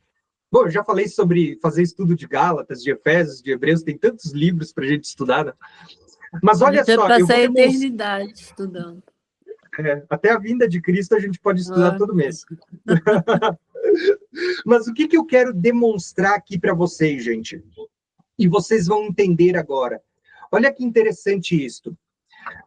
Quando a gente olha para isso, a gente estudou na aula do último Êxodo, quando eu falei sobre sombras e realidades. Vocês lembram dessa aula? Tá? Eu falei, olha, da Páscoa, quando um cordeiro era sacrificado, e eu falei para vocês que da Páscoa, né, daquela noite que já começa no dia do dia 14 para o dia 15, o povo saiu do Egito, eles passaram pelo mar, eles chegaram no Monte Sinai, e 50 dias depois eles tiveram o primeiro Pentecostes, onde Deus desceu com colunas de fogo, foi selada a primeira aliança, foi entregue as primeiras tábuas da lei, né? E ali Deus usou Moisés como mediador da primeira aliança. E o que isso apontava? Lembra que eu falei que isso era sombra cuja realidade estava apontando para Cristo, o nosso Cordeiro Pascual, que também foi celebrado, foi sacrificado no dia 14, assim como o Cordeiro celebrado por Israel lá no Egito, e que Cristo, depois de celebrar a Páscoa, 50 dias depois, no mesmo exato momento, só que não mais no Monte Sinai, agora no Monte Sião, ele vai derramar o Espírito com colunas de fogo sobre a igreja, que são as pessoas, e a lei vai parar na mente e no coração, e ali está sendo selada não mais a primeira aliança, mas uma nova aliança. A gente tem o Pentecostes, né? E diferente daqui onde Deus vai dar um tabernáculo, agora na nova aliança, nós vamos ser o santuário, o templo do Espírito Santo. Aqui Deus habitava numa tenda móvel. Aqui nós somos o templo móvel de Deus, que ele leva onde ele quer. Perceberam? Aqui o povo vai celebrar uma cidade terrena, de baixo, que é escrava com seus filhos. Conforme a gente falou quando falamos de Abraão, de Sara e Agar, vocês lembram disso? Que a Jerusalém de baixo é escrava com seus filhos? Aqui está falando de uma Jerusalém celestial, que é livre com seus filhos. Mas o que eu quero destacar é isso aqui, ó. Assim como houve um primeiro Pentecostes, desde a saída do Egito até a chegada no Sinai, onde foi selada a primeira aliança e a lei foi parar em tábuas de pedras, aqui você também tem um Pentecostes, 50 dias depois da Páscoa, ázimos e primícias, é contada a festa das semanas, e no dia de Pentecostes, o Espírito é derramado sobre as pessoas, tá? E a lei vai parar na mente e no coração, o selar da nova aliança, tá? Isso é incrível, né, pastor? Como é que pode ser tão exato? Exatamente. E olha só, aqui eu coloquei algo só para vocês depois poderem gravar, tá? Esses detalhes. Quando a gente olha para a primeira aliança, nós temos desse lado muitos acontecimentos na primeira aliança. E eu coloquei aqui a primeira aliança versus a nova aliança. Lembrando que tudo isso, se vocês quiserem, basta me pedir na última aula que eu mando o PDF para vocês, tá? Eu vou tudo querer. Isso. Mas depois Isso. você faz para a gente quero. também. Você Claro faz que para sim, mim, eu mando no grupo para todos. Eu não Olha sei. que interessante. O que aconteceu na primeira aliança? Quando a primeira aliança foi selada? Deus usa Moisés como mediador da primeira aliança. Agora, Moisés, o autor de Hebreus vai dizer que ele foi fiel como servo em toda a casa de Deus. Mas Jesus vai ser fiel como filho, né? E não de uma casa terrena, mas da verdadeira casa que está sendo edificada, que somos nós. Então, assim como Moisés foi o mediador, o legislador de uma aliança, Cristo vai ser o mediador e legislador da nova aliança. Por isso que Moisés disse que Deus levantaria outro profeta como ele, quando ele viesse, ele diz, a ele vocês devem ouvir. Até então as pessoas ouviam a lei dada por Moisés, mas o próprio Moisés anunciou que viria outro e que deveríamos ouvir esse outro, porque ele também daria uma lei superior à de Moisés, e falava não de sombras, mas da realidade.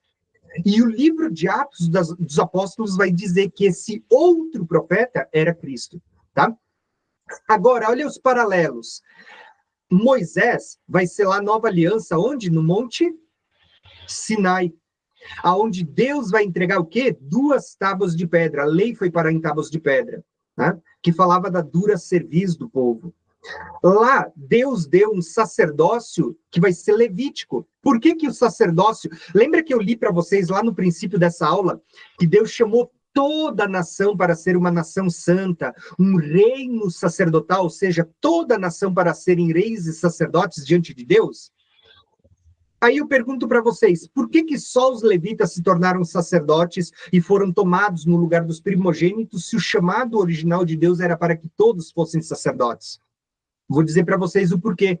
Porque quando Deus deu a lei e Deus entregou a primeira entrega da Torá, o que que aconteceu?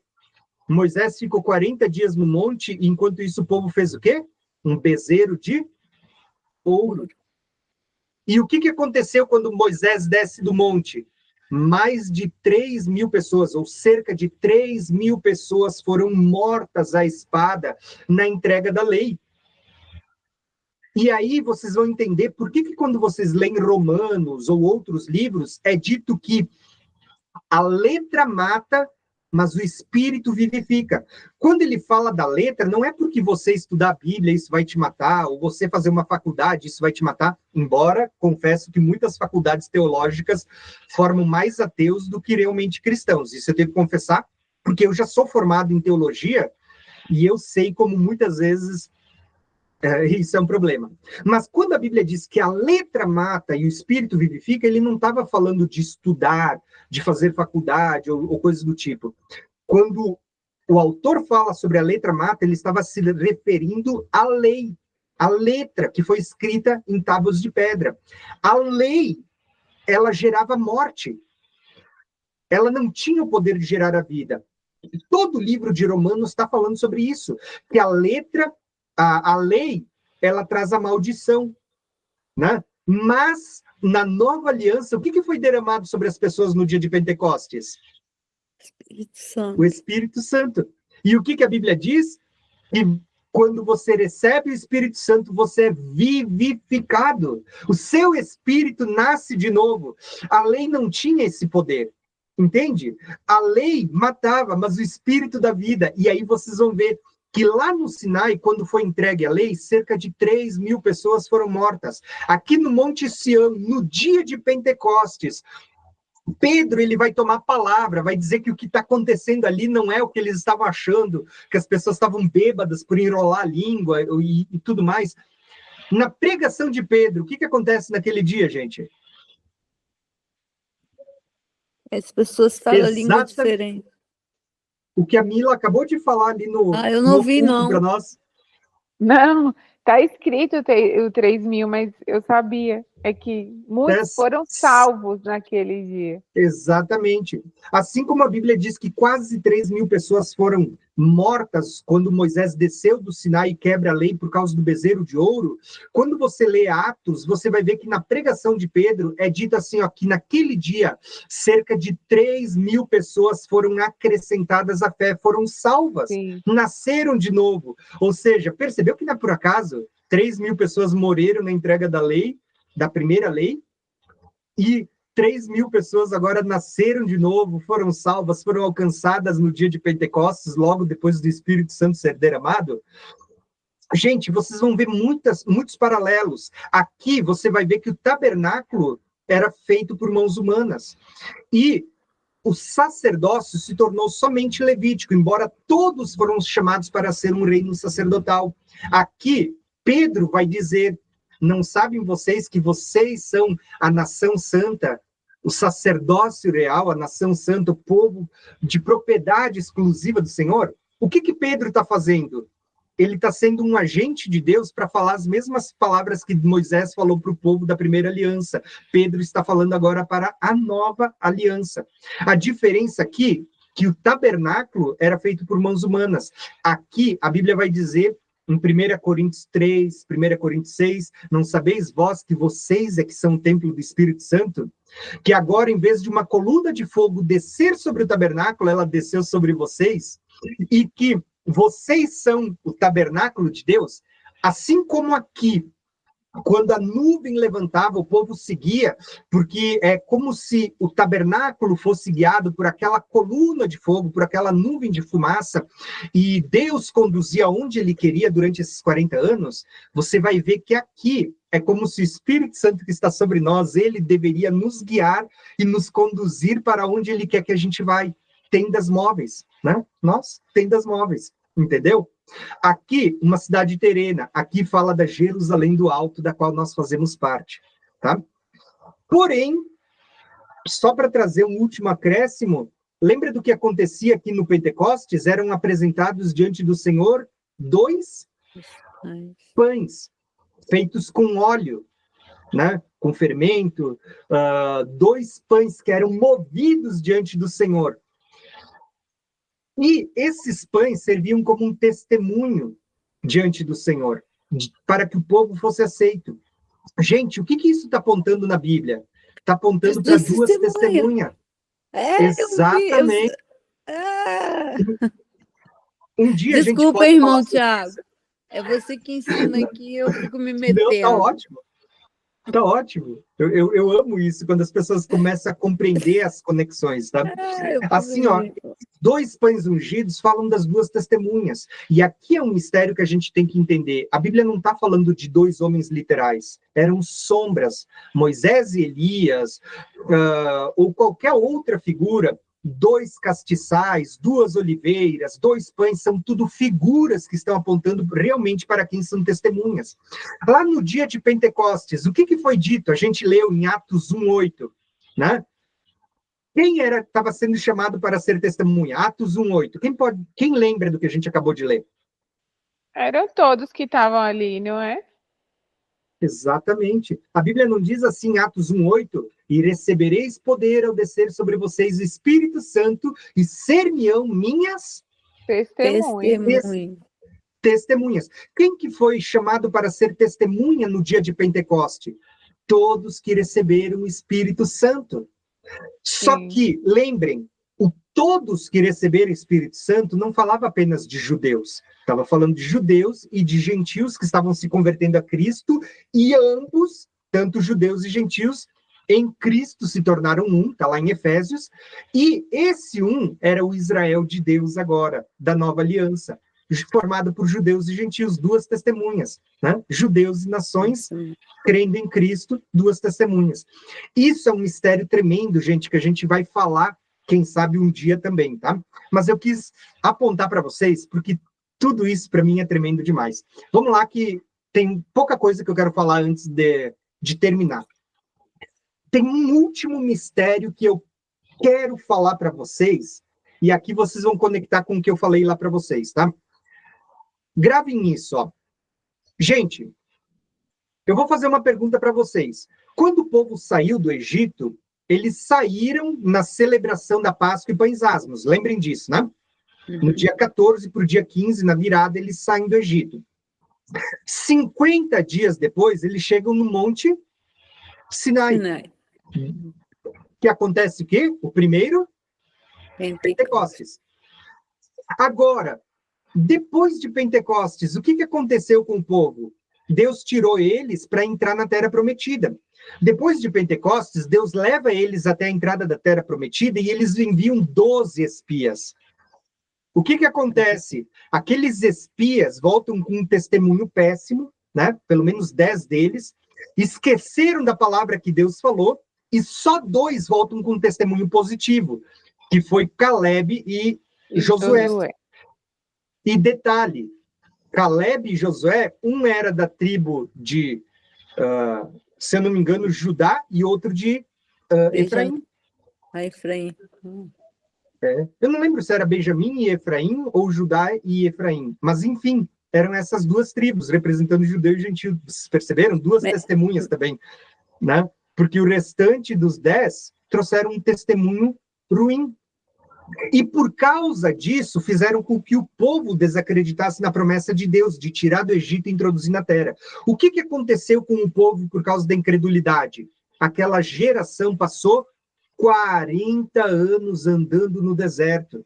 E Deus disse que aquela geração que ele tirou do Egito não entraria Exatamente, não entraria no descanso, que é a terra prometida. Por quê? Por causa da incredulidade, porque eles tentaram a Deus, porque eles se voltaram até contra o Espírito Santo, ao ponto que a Bíblia vai dizer em Isaías que o Espírito Santo se tornou inimigo deles e fez com que eles morressem no deserto, né? Esse povo que Deus um dia tirou do Egito, morreu no deserto e não entrou no descanso. Gente, isso não é triste demais? Forte. E eles Eu já compreendi. Eles queriam matar José e Caleb. É forte isso. Então, você vê que eles queriam matar aqueles que ainda acreditavam na promessa. Olha a incredulidade desse povo. Então, e tem um irmão Tiago, então aí eu posso falar rapidinho? Claro que sim. Então, posso ou não? Estou te cortando. Não, pode falar. Pode? Então, aí também eu vejo rapidinho, eu consigo ver exatamente a mesma situação de cima e embaixo. É a gente, como às vezes testemunha que é Caleb e que os outros não entram, é a mesma coisa também na Nova Aliança.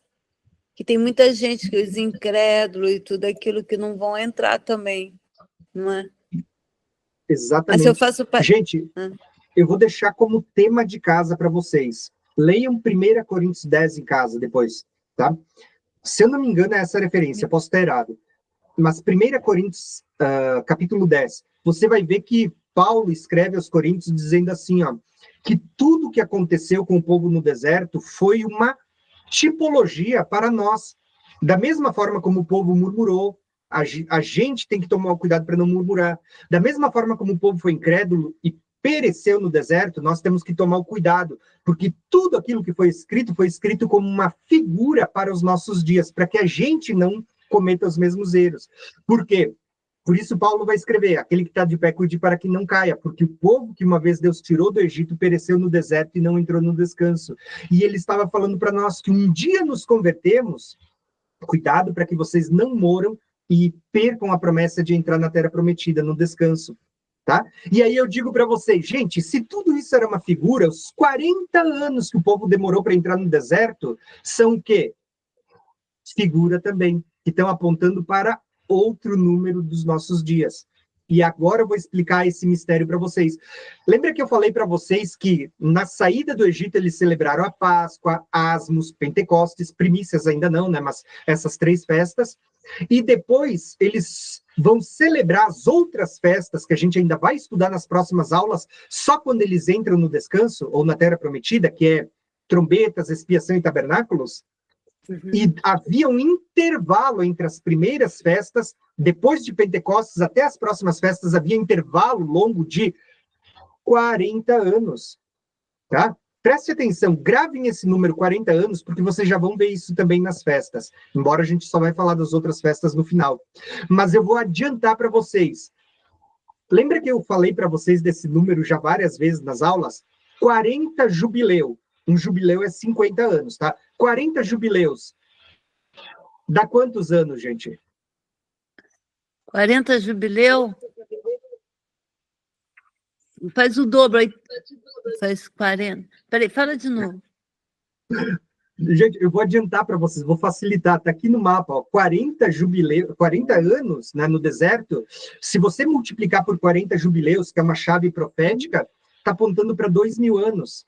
Assim como o povo peregrinou no deserto 40 anos antes de entrar na Terra Prometida, é como se a igreja, depois do Pentecostes, fosse passar 2.000 anos antes de entrar no milênio. O milênio é o sétimo dia, que é chamado de o descanso, ou também de a terra prometida que a gente vai herdar. Entendeu? E aí eu vou dizer para vocês, já perceberam como a gente está batendo, a gente está beirando isso? Tá? Aqui eu não estou marcando data, e até porque a gente nem pode fazer isso, porque a Bíblia diz que ninguém sabe o dia e a hora. A gente tem problemas de erros no calendário, mas eu vou mostrar, eu vou plantar aqui uma sementinha na mente de vocês, para vocês pensarem. Você já percebeu que Jesus morreu por volta, e aqui eu não estou dando o número exato, é aproximado, por volta do ano 30? E o Pentecostes, ele ressuscita no mesmo ano, e o Pentecostes acontece no mesmo ano, e depois de Pentecostes a gente teria que ter esse intervalo, né? Isso não conta a partir do momento que Jesus nasceu, mas sim do momento em que ele sela a nova aliança, né?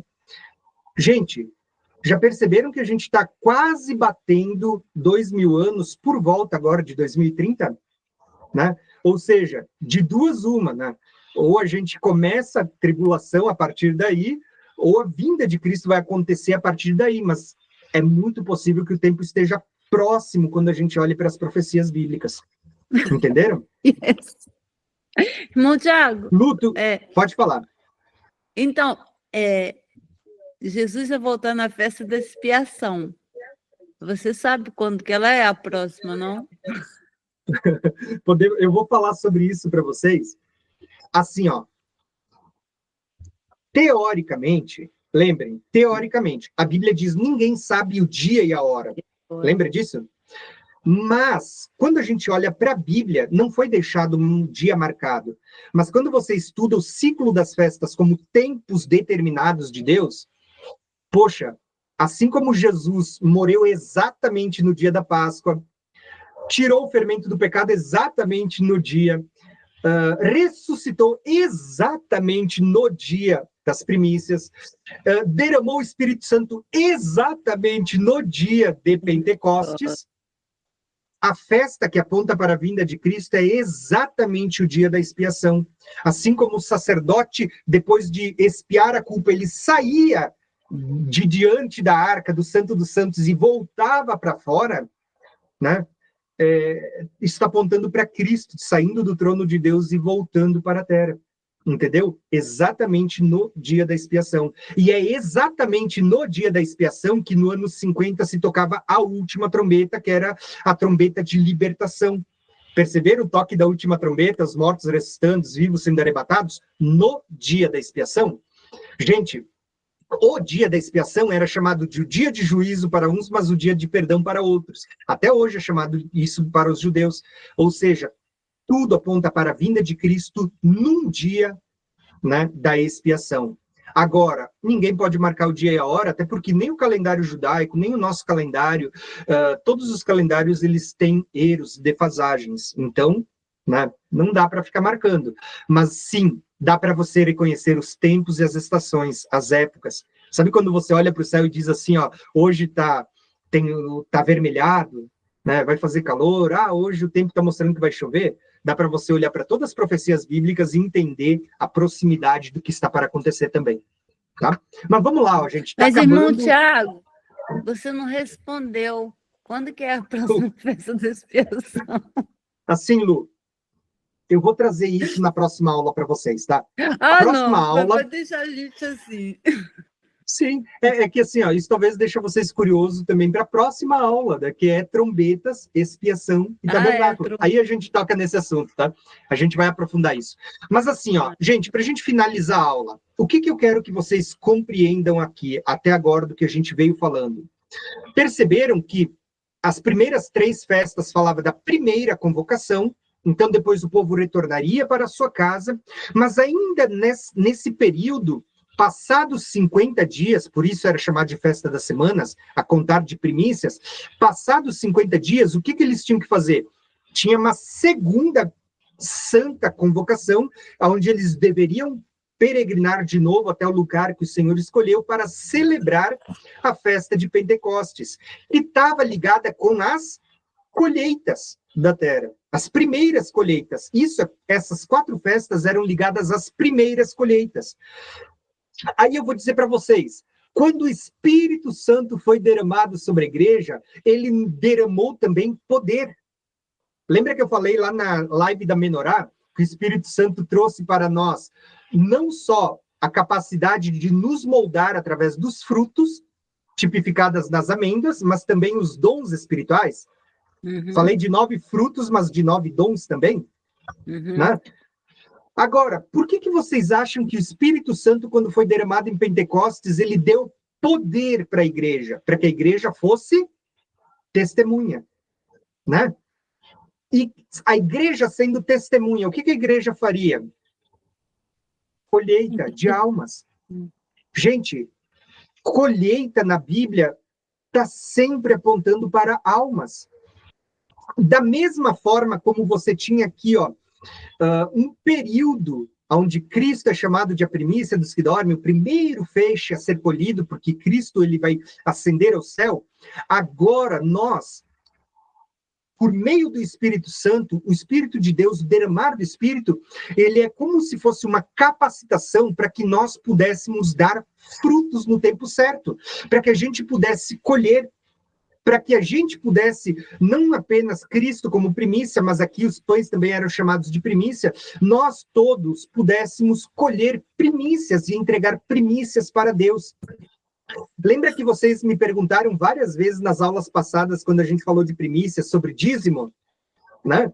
E eu falei para vocês que dízimo ou primícias não está ligado a dinheiro, né? Somente a essa questão financeira, porque primícias, principalmente a primícias, quando a gente fala das primícias, estava falando sobre a entrega dos primeiros frutos, e as primícias na Bíblia está ligado à colheita de almas. Sabe quando você entrega primícias para Deus? Não é quando você dá a sua oferta. Embora eu não sou contra a contribuição, porque a Bíblia tem uma ampla base nos falando sobre contribuição bíblica, né? Com nossas finanças, de honrar a Deus com os nossos bens. Mas primícias na Bíblia está falando sobre entregar almas para Deus. Entendeu? Então, quando a gente fala assim, ó, Jacó deu as primícias do seu fruto, Abraão deu as primícias, né, ou deu o seu dízimo. Quando você vai estudar Cristo sendo a primícia, você vai ver que primícia não está ligado a finanças, primícia está ligado à entrega de almas. Sabe quando você entrega primícias para Deus? Quando você ganha almas para Deus. Sabe quando Jesus... Olha para isso, que isso é um mistério interessante. Depois das primeiras festas, que isso era basicamente os primeiros 3 meses, no primeiro mês, no dia 14 em diante, você tinha essas festas, Páscoa, asmos e primícias, passava 50 dias, quando estava entrando já no terceiro mês, você tinha Pentecostes, todas elas faziam parte da primeira vinda de Cristo. Depois disso, você tinha intervalo de quantos meses? 4. Até chegar no mês 7, que são as últimas 3 festas. Era um intervalo de? 4 meses. 4 meses. Eu vou entregar aqui 2 chaves para vocês. Primeira, sabia que 4 meses de 30 dias são 120 dias? Até o dia da expiação? 120 é um número muito profético, porque 120 jubileus é o final de 6 milênios. Dá o dia da expiação de novo. Tá? Agora, outra questão, 4 meses, não é um múltiplo, o múltiplo de 4 não é o de 40 anos que o povo passou lá no deserto? 4. Depois de Pentecostes, você tem 40 anos vagando no deserto. 4 meses é um múltiplo de 40. E 40 jubileus é 2.000 anos, até que fossem celebradas as últimas 3 festas, que apontam para a segunda vinda de Cristo. Gente, esse mistério aqui é tremendo. Mas tem um acréscimo ainda maior que eu quero dizer para vocês. Lembra quando Jesus vai pregar entre os samaritanos e ele vê a mulher samaritana lá no poço de Jacó?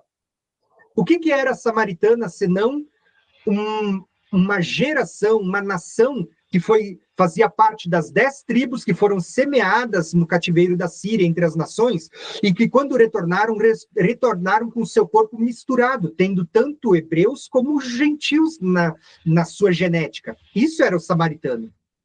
Né? E aí, o que Jesus vai pregar para a samaritana? Né? Para que ela recebesse, porque se ela bebesse da água que ele tinha para dar, ela teria vida eterna. Tá? Jesus pregando para uma gentílica, e ele diz, é chegada a hora. Ele diz assim, que os verdadeiros adoradores adorarão o Pai em espírito e em verdade. Por que os verdadeiros adoradores adorariam em espírito? Porque a partir do Pentecostes, o Espírito Santo nos capacitaria a adorar a Deus em espírito. Entenderam? A partir da nova aliança do Pentecostes. Mas ali tem uma chave profética. Porque logo em seguida, a Bíblia diz que Jesus ficou a sós ali no poço de Jacó. E tem todo esse diálogo com a samaritana a sós. Mas daqui a pouco os discípulos que foram comprar pães, eles chegam até Jesus e Jesus vai falar algumas coisas interessantes. Ele diz assim, ó, vocês dizem que falta quantos meses para a colheita? 4. 4. Da onde que ele tirou esses 4 meses para a colheita? Daqui, ó, a partir do Pentecostes, você tinha 4 meses até as últimas colheitas. E o que Jesus diz para eles? Vocês dizem que faltam 4 meses. Jesus diz o seguinte, eu vos digo, porém, o seguinte, olhem para a seara e vocês vão ver que já está na hora de começar a colher. Perceberam? Jesus estava mostrando que desde o Pentecostes, esses 4 meses até o tempo do fim, até as últimas colheitas, era um período em que nós deveríamos estar pregando. Era um período em que nós colheríamos almas. Por isso que eu digo, entregar primícias para Deus, falar de colheita, não está falando de finanças, de dinheiro, está falando de colheita de almas. Quando você apresenta de Deus outras pessoas, né, você ganha almas para Deus, você está apresentando as suas primícias. Por isso que na Bíblia, Cristo é a primícia dos que dormem, mas você vai ler, Tiago vai dizer que ele nos comprou como primícias, nós somos as primícias da sua criação. Você vai ler Apocalipse, a Bíblia vai dizer que nós fomos comprados de toda a terra como primícias para Deus e para o Cordeiro. Cristo é a primícia, nós nos tornamos primícias. E quando você ganha almas, você está colhendo parte dessas primícias e entregando para Deus. Entenderam? Tá? Então eu vou dizer assim, ó, só para encerrar essa porção, e a gente está chegando no final da aula, essas primeiras 4 celebrações, assim como se cumpriram lá no deserto, no Êxodo, na saída do deserto, apontavam para a primeira vinda de Cristo. Só que da mesma forma como depois do Pentecostes o povo passou 40 anos no deserto até entrar na Terra Prometida e celebrar as últimas festas, é como se nós fôssemos passar não 4 meses, não 40 anos, mas profeticamente era uma sombra que apontava para 2000 anos antes da celebração das últimas festas. E assim como as primeiras festas, essas 4 apontavam para a primeira vinda de Cristo, essas últimas 3, das quais a gente ainda vai falar futuramente, nas próximas aulas, vão apontar para o mistério da segunda vinda de Cristo. E por isso que elas são chamadas na Bíblia de tempos determinados, né? Como Moedes, o testemunho de Deus sobre os tempos determinados, porque elas apontavam não só para a primeira vinda, mas elas também anunciam profeticamente o tempo da segunda vinda de Cristo, tá? E aí eu tinha muita coisa para falar para vocês, mas eu vou encerrar a aula por aqui, tá? Eu vou dizer para vocês uma coisa, ó. Aqui eu não vou explicar, eu só vou deixar para vocês entenderem. Lembra que Moisés, ele teve 120 anos. Os primeiros 40 anos de Moisés ele passou no Egito, depois 40 anos ele passou no deserto de Midian, onde ele casou com uma midianita, que era descendente de Abraão, por meio da mulher que ele casa depois de Sara, ou seja, foi a primeira aliança de Moisés. E nos últimos 40 anos, quando ele está com 80 anos, bem aqui, ó, Deus chama ele para tirar o povo do Egito e conduzir até o Monte Sinai, né? E nesses últimos 40 anos, Moisés passa 40 anos no deserto antes do povo ser introduzido na Terra Prometida. Se você somar 40 jubileus e 40 jubileus, eles estão apontando para ciclos de 2000 anos. Ou 40 e 40 é 120. 120 jubileus são 6 milênios. Percebeu que até os 120 anos de Moisés, antes da entrada na Terra Prometida, todos esses períodos são proféticos? Nesses 40 anos, ele contrai a primeira aliança. Quando ele está no deserto, ele casa com uma segunda mulher, que é a mulher cuxita. Percebeu que isso também aponta para uma segunda aliança? Enquanto esta aqui era descendente de Abraão, essa aqui era uma estrangeira, apontava para nações.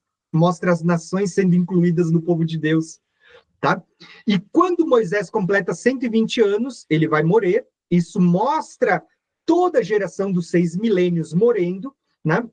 Ou pelo menos a maioria, e mostra agora a mudança. Vai mudar de Moisés para Josué. E Josué é o nome que vai dar origem a Jesus, Yeshua, Yehoshua, né? Josué e Jesus é o mesmo nome. São só traduções diferentes, mas é o mesmo nome no hebraico e no grego, Josué e Jesus. Assim como Oséias também é o mesmo nome, só que eles traduzem diferente, né? E aí você tem o milênio, quando Josué introduz na Terra Prometida. Acabou os 120 anos, ou 6 milênios. Você vê como profeticamente tem muitas implicações aqui? E detalhe, é só nesses últimos 40 anos que Moisés sela a aliança no Sinai, exatamente aqui, e eles passam 40 anos no deserto.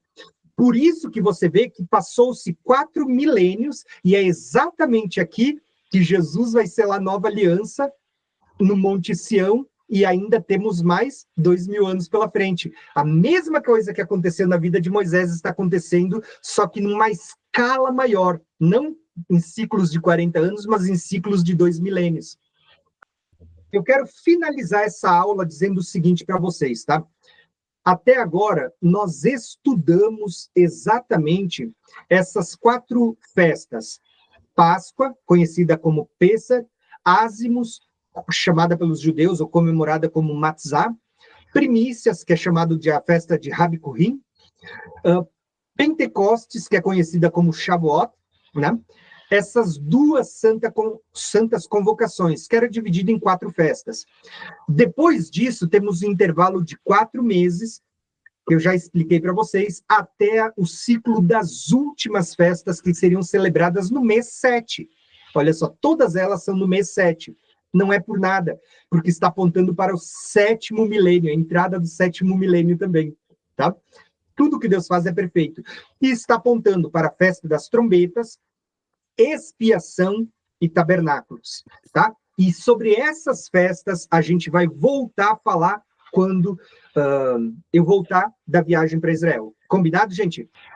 Primeiro, vocês perceberam que a gente falou de 4 festas e depois havia um intervalo de tempo até falar das últimas festas?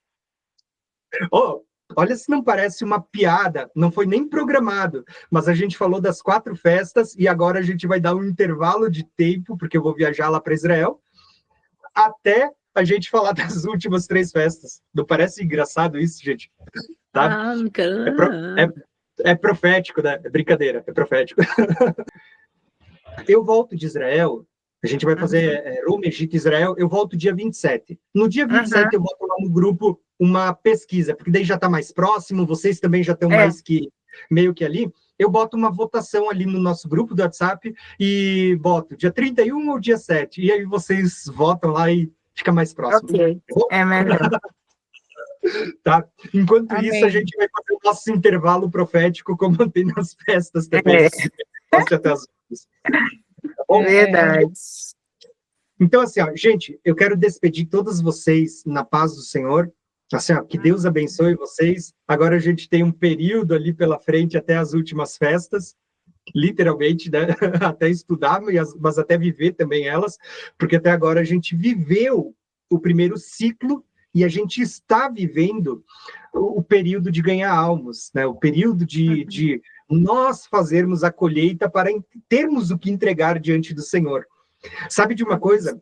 Vocês leram aquela parábola onde Jesus diz assim, ó, que havia o reino dos céus é semelhante a um homem que plantou uma vinha, né? E no tempo certo enviou seus servos para colher os frutos, né? Para pegar os frutos, mas os primeiros lavradores, eles não entregaram o fruto. Aí o dono da vinha diz, vou enviar meu filho, quem sabe a estes ouvirão, né? Aí ele envia o filho e os lavradores da vinha disseram, não, vamos matar ele e vamos se apoderar da vinha. E eles não entregaram fruto nenhum, mataram o filho. Aí o dono da vinha, e ele está dizendo que isso é uma parábola do reino de Deus, disse assim, ó, o que vai fazer? Ele vai mandar matar esses lavradores e vai tirar a vinha, e a vinha era o reino de Deus, e vai entregar outro grupo de lavradores e dará o fruto, que entregará o fruto no tempo certo. Gente, isso era uma parábola falando da primeira aliança e da nova aliança. O povo da primeira aliança não entregou frutos, mas a Bíblia está dizendo assim, ó, que nós entregaremos no tempo certo. O tempo que a gente está vivendo hoje é o tempo de colher, da gente encher os nossos cestos de primícias para entregar para Deus por ocasião da sua vinda. Lembra que a Bíblia diz assim, ó, quão formosos são os pés daqueles que anunciam a palavra de Deus? Lembra que a Bíblia diz, a gente estudou em Daniel 12, que na ressurreição nós resplandeceremos como as estrelas? Mas o resplandecer também está ligado com galardões, né? Quanto mais a gente trabalha para o reino, mais galardões. Quanto menos, menos galardão, menos recompensas, menos cidades, enfim. O que a Bíblia estava mostrando para nós é, hoje, o tempo que a gente está vivendo, mesmo eu crendo que estamos na reta final desses 4 meses, desses 40 anos de peregrinação, ou desses 2 milênios proféticos, mesmo eu crendo que a gente está no final, a gente ainda está no tempo de colheita, tá? A gente ainda está no período de ganhar almas, tá? Até chegar na última semana, que é quando finalizou e chega as festas, tá? Pode falar, Lu. Irmão Tiago, você acha que nós que estamos aqui, firme e forte, juntas, você acha que é por um acaso? Ou Deus está juntando a gente que está com vontade mesmo para ser testemunha aqui nesse país? Eu te falei isso, acho que há 1 ano atrás, ou 2 anos atrás, assim, ó, que o tempo que a gente está vivendo é o que eu falei para mim lá, a gente falou agora no meio da aula, né? É o tempo que Deus está separando as suas testemunhas, pessoas que vão despertar o restante da igreja que está dormindo, né? Eu não creio que a gente ainda está vivendo o último avivamento, mas quem sabe Deus está separando pessoas, está entregando a mensagem, assim, ó, para que você, compreendendo os tempos, as estações, compreendendo a palavra de Deus, entendendo os mistérios, você possa ser usado no lugar que você está para despertar o restante da igreja que está adormecida. Enquanto a Bíblia fala das 10 virgens adormecidas, e isso a gente falou lá no mistério da Menorá, Deus vai precisar de 2 testemunhas. Lá na parábola das 10 virgens, lembra que tem uma voz que vai despertar as virgens? Essa voz, a Bíblia, o pessoal diz, é o amigo do noivo que vem antes, é o Espírito Santo. Não, a voz ali eram testemunhas que estavam despertas, que estavam anunciando. A Bíblia diz que Deus vai levantar testemunhas para despertar o restante da igreja. Essas testemunhas são 2 porções que tem o Espírito Santo. Lembra de Atos? Recebereis poder ao descer sobre vocês o Espírito Santo e serão minhas testemunhas. O que eu creio, respondendo a tua pergunta, é Deus está despertando pessoas, e muito provavelmente eu, vocês, cada um em várias nações, Deus está despertando pessoas para serem testemunhas e despertar o restante da igreja no tempo do fim. Muitos que já têm o coração em Deus vão despertar, mas muitos que despertarem não vão ter tempo de fazer isso que hoje a gente está fazendo. Demanda tempo estudar? Demanda. Pode ver, já passou de 2 horas. Tá? Mas a gente está se enchendo de azeite, a gente está se enchendo da palavra de Deus, e vai chegar o tempo em que nem diz o profeta, as pessoas terão sede e fome da palavra, e vão correr de um mar ao outro, cruzando continentes, e não haverá quem pregue. Que tempo é esse? O tempo da grande tribulação. Não vai ter pregação, pelo menos nos últimos 3 anos e meio, porque as pessoas estão fugindo. O tempo de você entender a palavra, de você se alimentar é agora. Então, eu entendo que o que Deus está fazendo conosco, comigo, com muitos outros irmãos de outros canais, e com vocês aqui que estão participando, mesmo sendo de outra nação, de outro país, Deus está preparando vocês para serem testemunha na nação de vocês, para despertar a igreja daqui a pouco, que está ali na Suíça. É isso que Deus está fazendo. E eu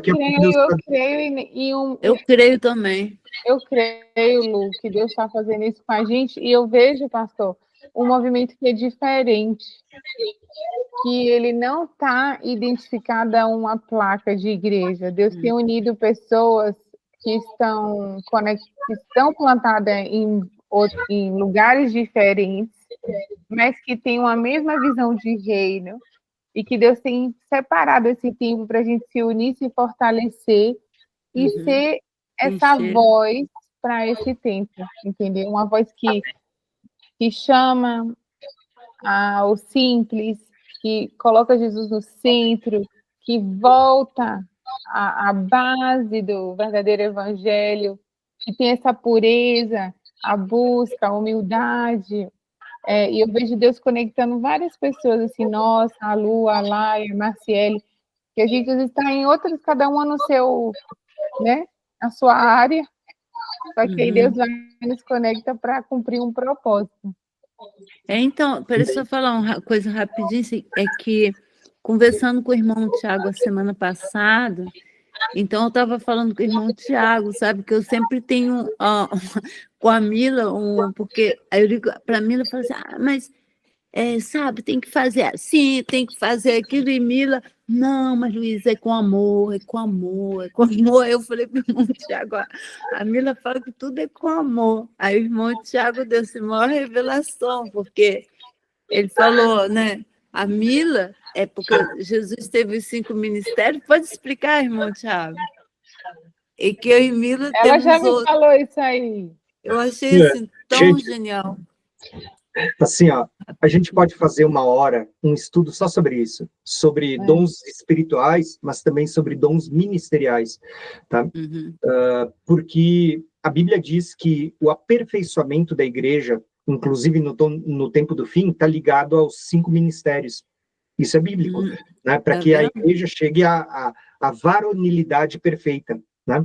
E aí, esses dias, a Lu me disse, quando eu chego, eu quero falar sempre sobre arrependimento, a pessoa tem que se arrepender, tem que voltar para Jesus. Cajado, né? E aí, a Lu me disse, não, mas quando eu converso com a Mila diz, não, tu tem que tratar com mais amor as pessoas, e não sei o quê. E o que eu falei para a Mila? Assim, ó, que Jesus, quando ascendeu ao céu, ele deixou 5 ministérios, e nem todo mundo vai desempenhar cada um.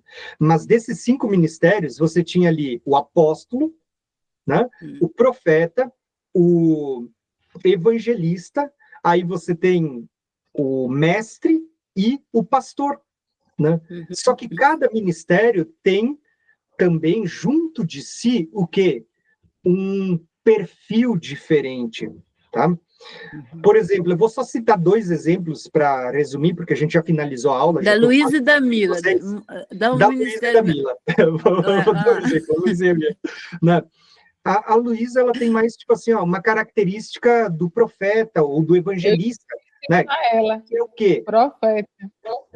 O que o profeta cajado e mete na cabeça. O profeta chegava para as pessoas, a maioria dos profetas não era profecia boa, né? Jesus vai prosperar, vai fazer não sei o quê. A maioria dos profetas você tem que se arrepender, sabe?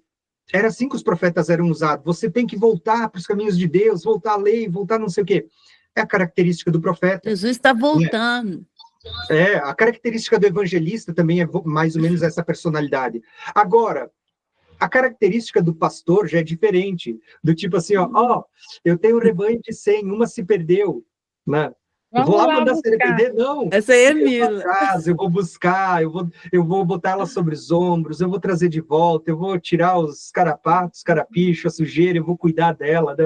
Eu vou passar óleo sobre ela, vou trazer de volta. Aí eu te pergunto, quem que tá errado? Vamos tratar de personalidade, tipo, personalidade de Lu ou personalidade de Mila? Quem que tá errado? Quem que tá mais certo? Não existe mais certo e mais errado. O que Deus está fazendo é unindo pessoas diferentes, com chamados diferentes, com ministérios diferentes, com propósitos diferentes, para que juntos haja o que é dito lá em Efésios. Glória a Deus. A igreja seja completa e chegue à plenitude, à varonilidade perfeita.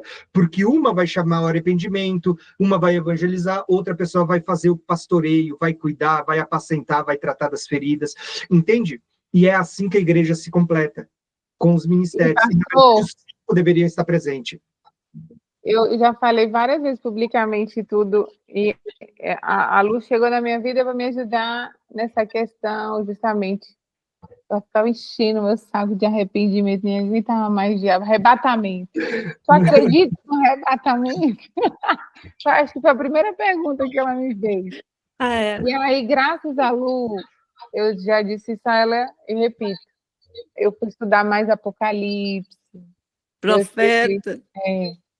Então, assim, e eu, por exemplo, na vida dela, agora a gente está estudando Mateus 5, 6 e 7, entendeu? Ela está me ensinando de Jesus na vida de todo dia. E aí a gente vai se completando. E a Lainara também, porque a Lainara eu conheci no Covid. Ela, a ovelhinha lá que estava quietinha, eu cheguei lá já falando, as 10 chifres, a estátua de Nabucodonosor. Ela te perguntou do arrebatamento também, Lai? Com certeza. E a Marcele Todo também, mundo. não foi, Marcele? Apocalipse, tem que estudar Apocalipse. A Marcele também. Eu perguntei, você acredita no arrebatamento antes ou depois? Porque assim a gente já vai sabendo o que vai falar, né? Vocês querem ver uma... Desligar que você tem que trabalhar, né, Gente, pastor? eu preciso deixar vocês, tá bom? Tá. Fica com Deus e até a próxima aula. Fica com Deus. Tchau, bem. Marcele. Deus abençoe vocês. Eu também já vou, gente. Peraí, deixa o irmão Tá Tiago bom. terminar, Mila. Um minuto, fala. Não, bem tranquilo. Se vocês precisarem sair, podem sair. Fiquem tranquilos, tá? Mas eu vou falar uma coisa só para ficar registrado no vídeo. Que tem a ver com o que a gente falou hoje. Provavelmente, se a Lu fala de arrebatamento, ela já deve ter falado para vocês sobre o mistério de Cristo, sobre 2 casas de Israel, né? Mais usando esse termo até do que os outros, né? Você sabia que quando se fala da bênção de Jacó sobre Efraim, o nome Efraim fala de frutífero. E Deus, Jacó profeticamente diz que Efraim seria... em Efraim se cumpriria a plenitude das nações. E a palavra nações é a mesma que é traduzida por gentios, como a gente é chamado de gentios, mas a palavra gentios nada mais é do que nações. E Efraim, que significava frutífero, é dito profeticamente que através dele se cumpriria a plenitude das nações. E lá em Oséias, você vê que Oséias, lembrem, Oséias é o mesmo nome de Josué e é o mesmo nome de Jesus. Profeticamente, Deus fala através de Oséias, que está conectado com Josué e com Jesus. Ele diz assim, ó, que Oséias teria filhos de prostituição, né? Na verdade, filhos com uma mulher que era adúltera, e um desses filhos se chamaria Jezreel, que significa o quê? Deus está lançando, está semeando. Estava falando das 10 tribos sendo semeadas no cativeiro da Síria, ou semeada entre as nações. Só que as 10 tribos apontavam para Efraim, o efraimita, né? Que significava frutífero. Quando Deus pega aquelas 10 tribos e semeia entre as nações, o que vai acontecer agora quando Cristo vem? Né? Cristo não vai chamar os seus 12 discípulos para pescar homens, inclusive lá em Efraim é dito, vocês vão se tornar como peixes sobre a terra. Cristo chama 12 discípulos para pescar homens, para pescar a plenitude dos gentios que havia semeado. É como se lá no passado Deus pegasse o povo como semente e lançasse sobre todo mundo. Agora, de Pentecostes para frente, tanto Pentecostes, as primeiras festas, como as últimas festas, elas não são ligadas não são chamadas de festas da ceifa ou festa da colheita? Por que era chamado de festa da colheita? Porque Jesus estava capacitando o seu povo agora para colher, mas não uma colheita física, e sim colher almas. E que almas que estão sendo colhidas? Está ligada com o mistério de Cristo, daqueles que foram semeados entre as nações, se multiplicaram e agora estão sendo colhidos de volta para Deus. Gente, talvez as pessoas não conectem as festas com o mistério de Cristo, com as 2 casas de Israel, mas está tudo conectado na Bíblia. Quando lá no passado, em Oséias, Deus está semeando, e ele diz, porque grande será o dia de Jezreel, ele está falando da colheita.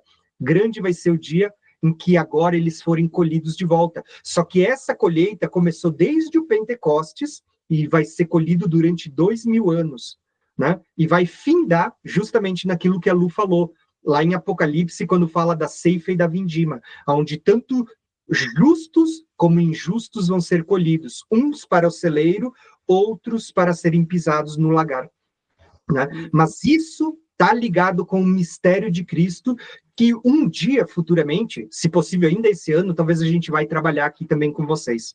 O mistério de Cristo. Isso é tremendo. Está ligado com as festas e com a colheita.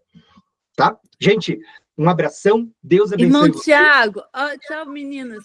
Irmão Tiago, boa tá bom, viagem. Boa viagem, tá? Que Deus te abençoe. Boa viagem. Manda para nós foto, hein? E vídeo e tudo.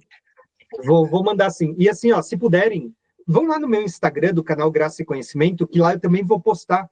Entrem lá, mas eu boto aqui no grupo para vocês verem também, tá? Quem sabe, na próxima vocês vão junto também, né? Se Deus quiser. Eu Deus quero quiser. muito ir em Né? Israel. Quem sabe a tem gente que- vai na volta de Cristo. Se não for antes, a gente vai na vinda de Cristo, isso é verdade. Tá bom? Tchau. Deus abençoe vocês. Fica Tchau, com Lai. Deus. Boa Tchau, viagem, Mila. que Deus te Tchau, Lu. abençoe. Tchau. Deus abençoe. Tchau. Tchau, Lai. Tchau, Lu. Tchau. Tchau.